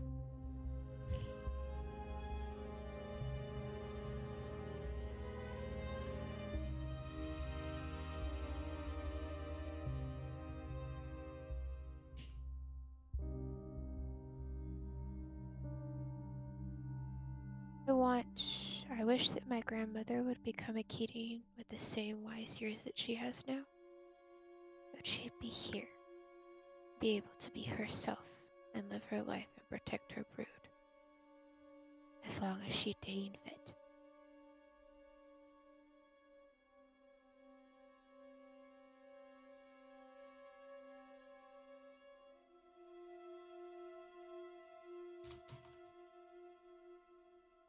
Because the Kirin would revive the entire area. It would allow fruit to grow.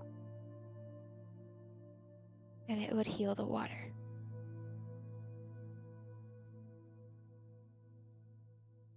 Because the radius of a Kirin's home will prosper. It's the one thing she wanted.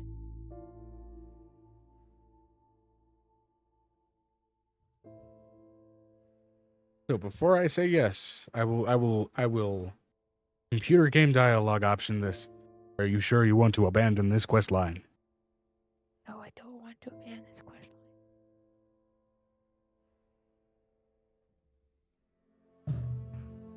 line.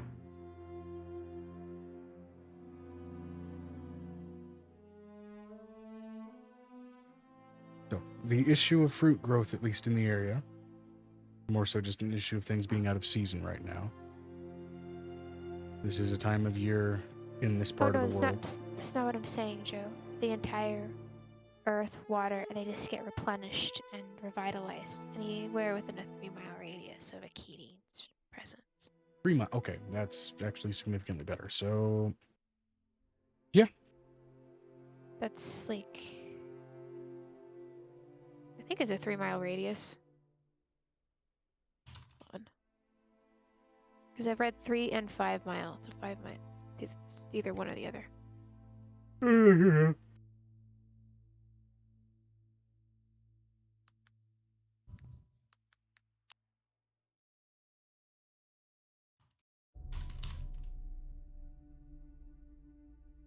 Regional effects. Animals, plants, and good creatures within 3 miles of the lair gain vigor and evolve towards an idealized form.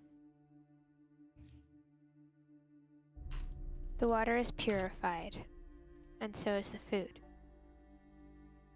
Curses, poisons, and diseases affecting good aligned creatures are suppressed within that lair. Suppressed, not eliminated.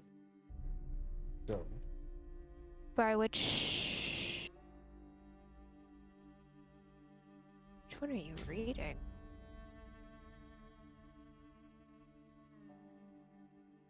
Negative effects of curses, poisons were temporarily lifted from good creatures. yep.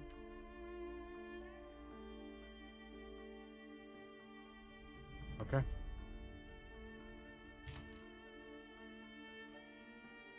would say your grandmother is wise enough to understand what has happened to her, not immediately transform. But as such, there begins to be this sort of radiant warmth. Begins to grow out around the area.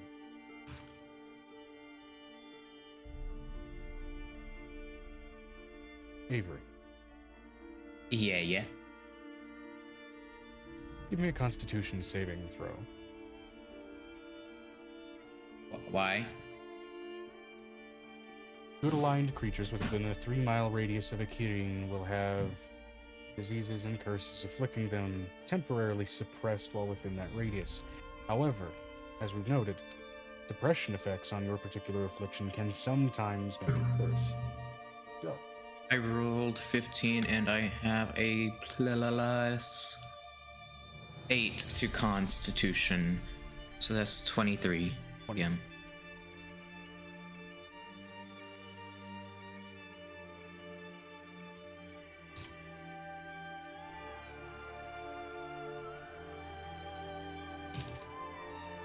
okay. Something that very rarely occurs for you, Avery. For a moment you wince. Not out of pain.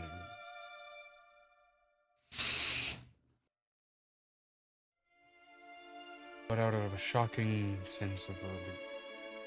And in that brief moment that it hits, your nervous system for a moment overrides, your pain doubling, tripling, quadrupling over, getting so much worse before, again, relief. Just there. That Wait, realization so of I just feel relieved, then tortured, then it relieved is again? a quick second of relief, utter torture, and then just steady relief. And as far as, again, your awareness of psionics, it also allows you at least some semblance of neurological awareness for how your brain operates. Yeah, that so momentary relief. mid-sentence talking with Venestra, this all happens. Yep.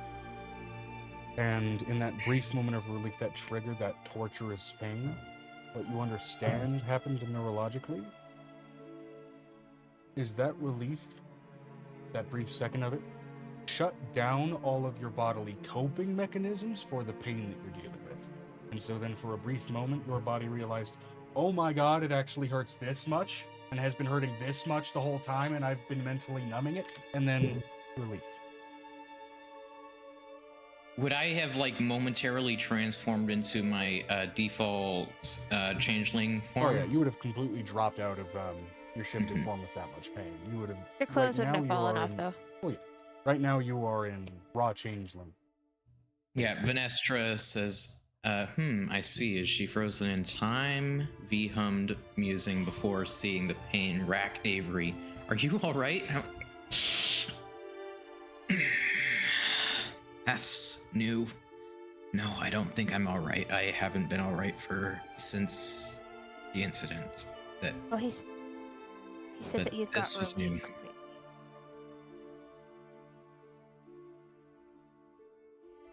Yeah, I got relief, but I'm still reeling mentally from Oh, what okay. just happened. Okay, so you just realize what's going on. Mm-hmm.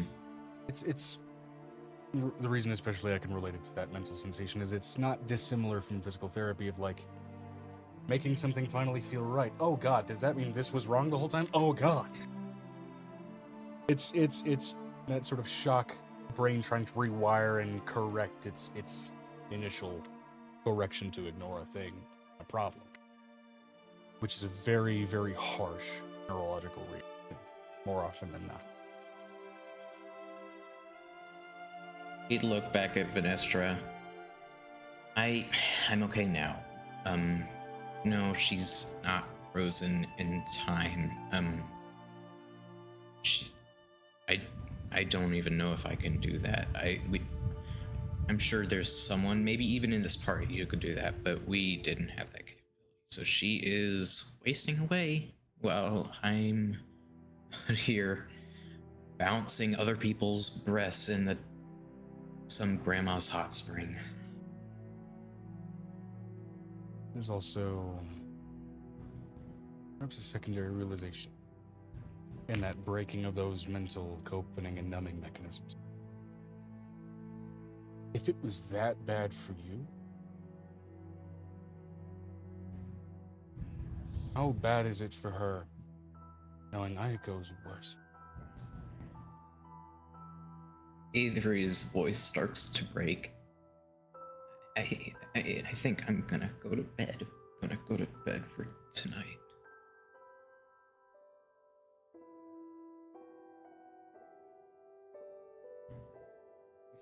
He'd walk to someone who's familiar with the house. Where are our lodgings for tonight?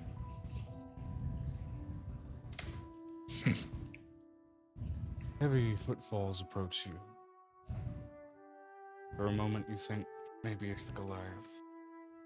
Maybe Yes, it's what is it? Catalog. What is it, Venestra?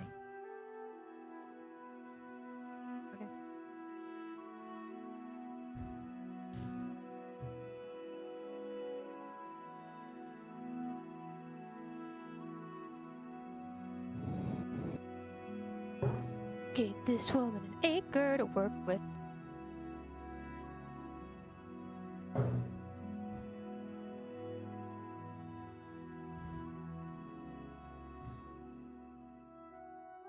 I appreciate it. I hope this will push things forward. Again, thank you, and thank you for taking the time to talk with me. You look back at the Goliath. You look back toward where you assume the Goliath did, and then remember his footfall doesn't make a sound or weight.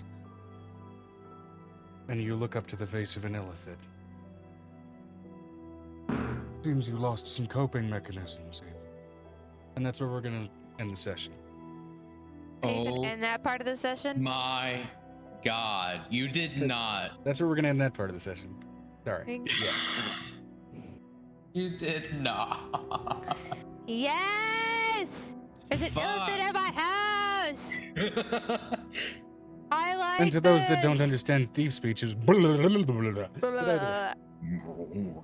Blah. He said that shit in comment. But either way. Okay.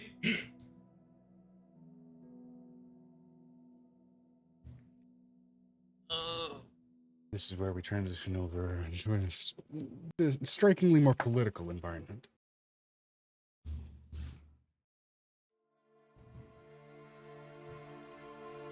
Fixing above. Oh, a few things. Can we res Baba Naba? Oh, I thought we were gonna. Can we do that at the beginning of the next session? Because tomorrow I would like to do that because I have some resources we have to pull out. sounds like a plan. Because I have a resurrection scroll, but I need to go get resources.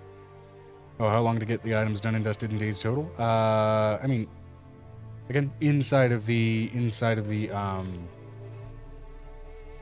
Space.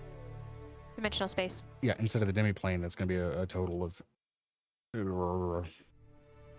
I think I said 10 days max. So outside, Okay. significantly faster. Like within a few minutes, frankly. With our session or part of the session being done, is it reasonable for me to leave? Be done for If you're tonight? tired and feel Yeah, go to satisfied, sleep. go nuts. Mhm. Go to sleep. Enjoy yourself. You did We're great. just tired of sitting in Discord. But yeah. Fair enough, man. Go do what you gotta do. Thanks for the good session today. Thank you for being an awesome Thank you guys for being friend. patient with me, and thank you, Brain, for not completely falling apart on me. It's been doing it off and on a little bit. I managed to kind of string it. So, hey, You've been doing Yes, good. Well, you're doing Bye. great. Okay. I'm not going to finish I that kind of sentence. want to know what Ravik's reaction was. The whole. I'm waiting for an SAO to say something because that was a big tree movement. That was a big tree. Was I don't think I was affected. You got Well, to feel the earthquake. Yeah, it caused a bit of quaking from the reaction. I've never been here, so I would assume that's Normal. part of the place. He's like, Apparently, this frozen ground shakes. Whoa. oh, yeah, this is great. Are you guys concerned at all? No? Okay. If no one else is reacting in like a hostile way, then I would assume it's okay. Yeah, I would say most other inhabitants probably having at least some level of shock to it.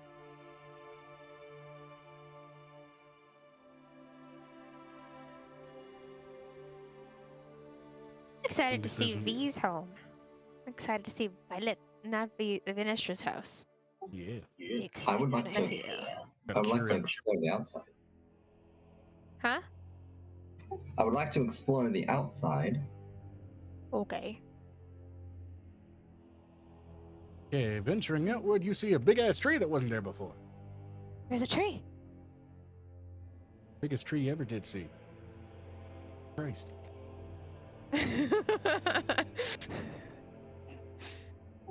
What's on the tree? It's a pine tree. The tree itself, in its immense size, looks like it's almost been entirely cast of metallic silver. Whereas its pines and its leaves and its various sort of floral growths all seem to glow with a subtle forge-like blue.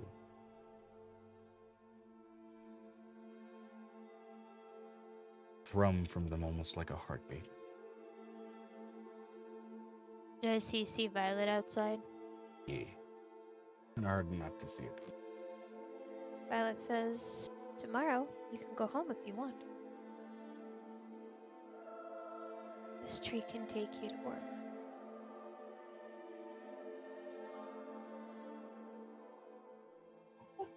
Are you certain? Yeah. How does it do that? It's a magic tree.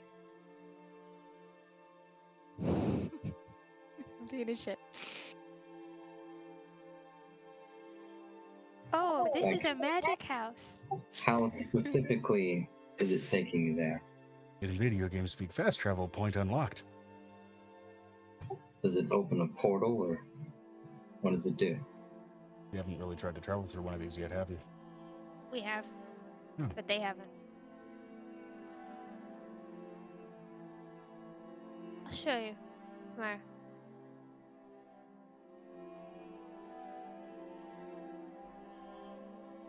Hope I remember how to do the thing that Piper's husband taught me how to do. You accidentally drop them off in the plane of negative energy. Oh shit! No, it would be in the. What was the other one we planted it? We planted it in all the Mercast spaces.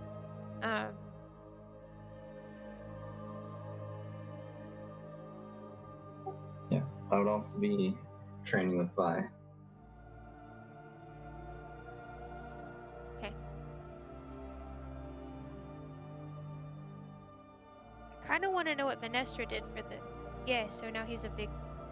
I want to know what happened to Kevlock, but they know you're not going to show that till next session, so I really want to know. Correct. Okay. So, question. We're back with Angel. Yeah.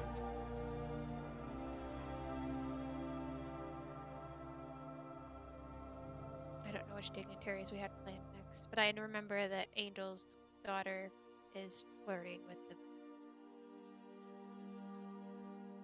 vampire boy. Ah, yes. The roll for training will be you rolling with advantage, the skill type that you want to train, and then he has to roll it in kind. I had rules for this and I don't fucking remember them. God bless it. You have to both roll, and then when the equilibrium between the two rolls, you have to either beat it or beat it. Beat Warcaster? Well, you can also, outside of the explicit training mechanics, you can do trial by fire training, which means throw spells at him and tell him to try and hold on to something he's concentrating on. We did that last time. No. That was great. I'm teaching her that Ooh. feat. So you need to both roll at the same time. And then the roll in between that little... It's like the medium between the two rolls. Median meeting a beat in a DC. And then you have to roll either it's 3 to 4 times successfully, if I remember correctly, to learn a feat or learn anything. I think it's 5. Isn't it 5, Joe? It's 5 times. 5 times successfully. My guessing skills are terrible if you see how almost slacked out and sloppy my hair is. This is All right, we're in Sharney, Joe. Si, senora. In Sharney, we are.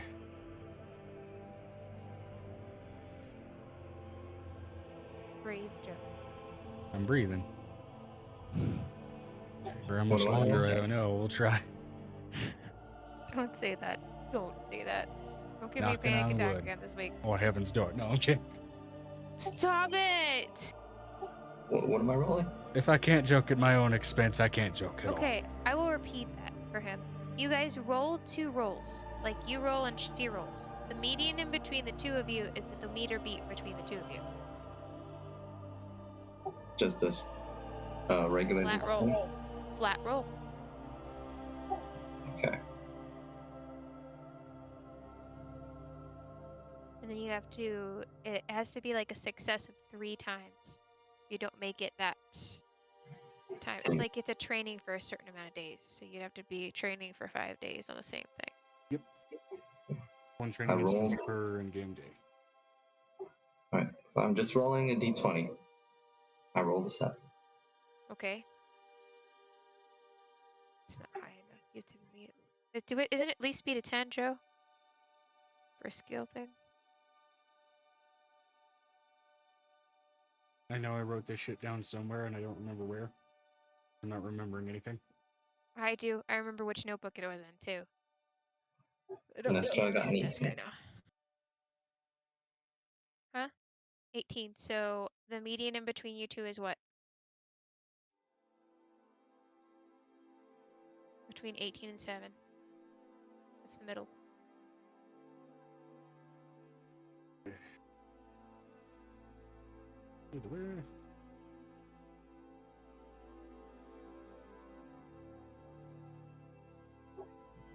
Is that 12.5?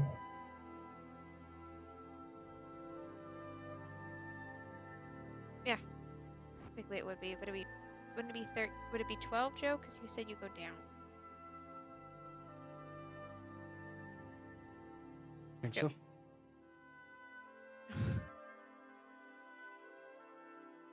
I remember how we do this because I've done so many skills. My character's really skilled because all she does is do training classes. So now you just roll for the first hour of that training. It has to have 5 successful days of it. So 5 more rolls? No, 5 successful. Yeah, you have to do 5 rolls and it has to beat 3. So you have to have 3 successfuls. As long as you have 3 successes where it beats the 12.5, Yep. then the next point Not is 5 more in literally- this moment. It's 1 roll per in-game It's day. 1 So, pro in-game day. well, although Okay. we're doing it the demi-plane, then they can just do the 5 outright because the demi-plane dilates time. Okay. Okay. You have 3 total successes. That's the rule.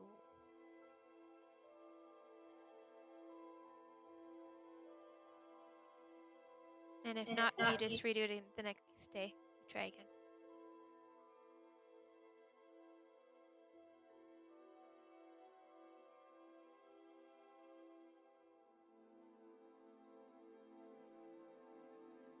That's how I've got such good animal handling skills. Because I had to train Archimedes all the time. Archimedes, sit. Don't be a butt.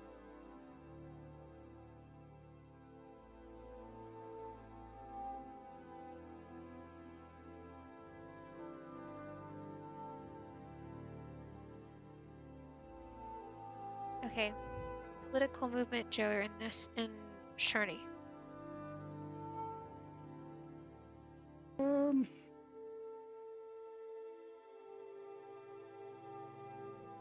So you had just sent off that guy to deal with your daughter. Rather, your daughter Well, to the- your The dad last in the last session, they were playing chess, Yeah. and she won.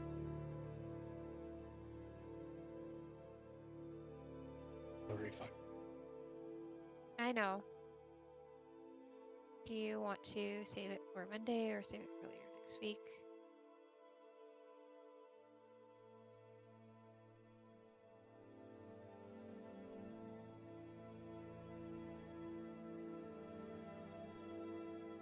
Joe, is it the heat? No, it's not words. Not the heat.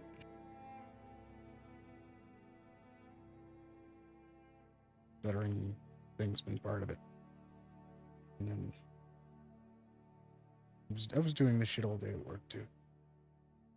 Which usually means tomorrow is not going to be a good day.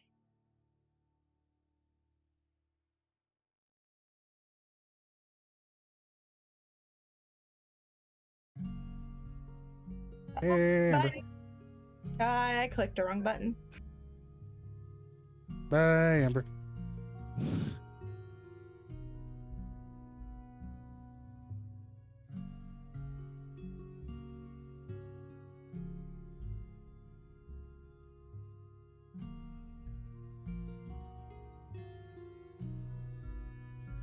Fuck. Okay. I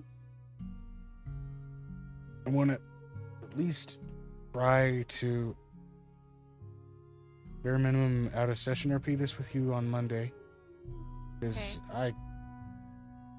Then we need to record it too. that's bare minimum, or we can as another route we can We'll do it after. We'll do it on Monday. Don't worry about it. let's what fucking speak English. What do we want to title the session? Big ass tree. I mean, Big Ass Tree was less of the overarching theme there. Big ass trees, big ass titties. Yes. Don't think Twitch will let me do that.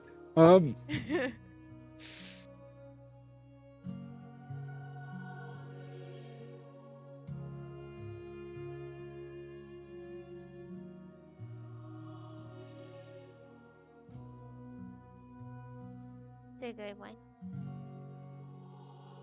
Family tree reunion.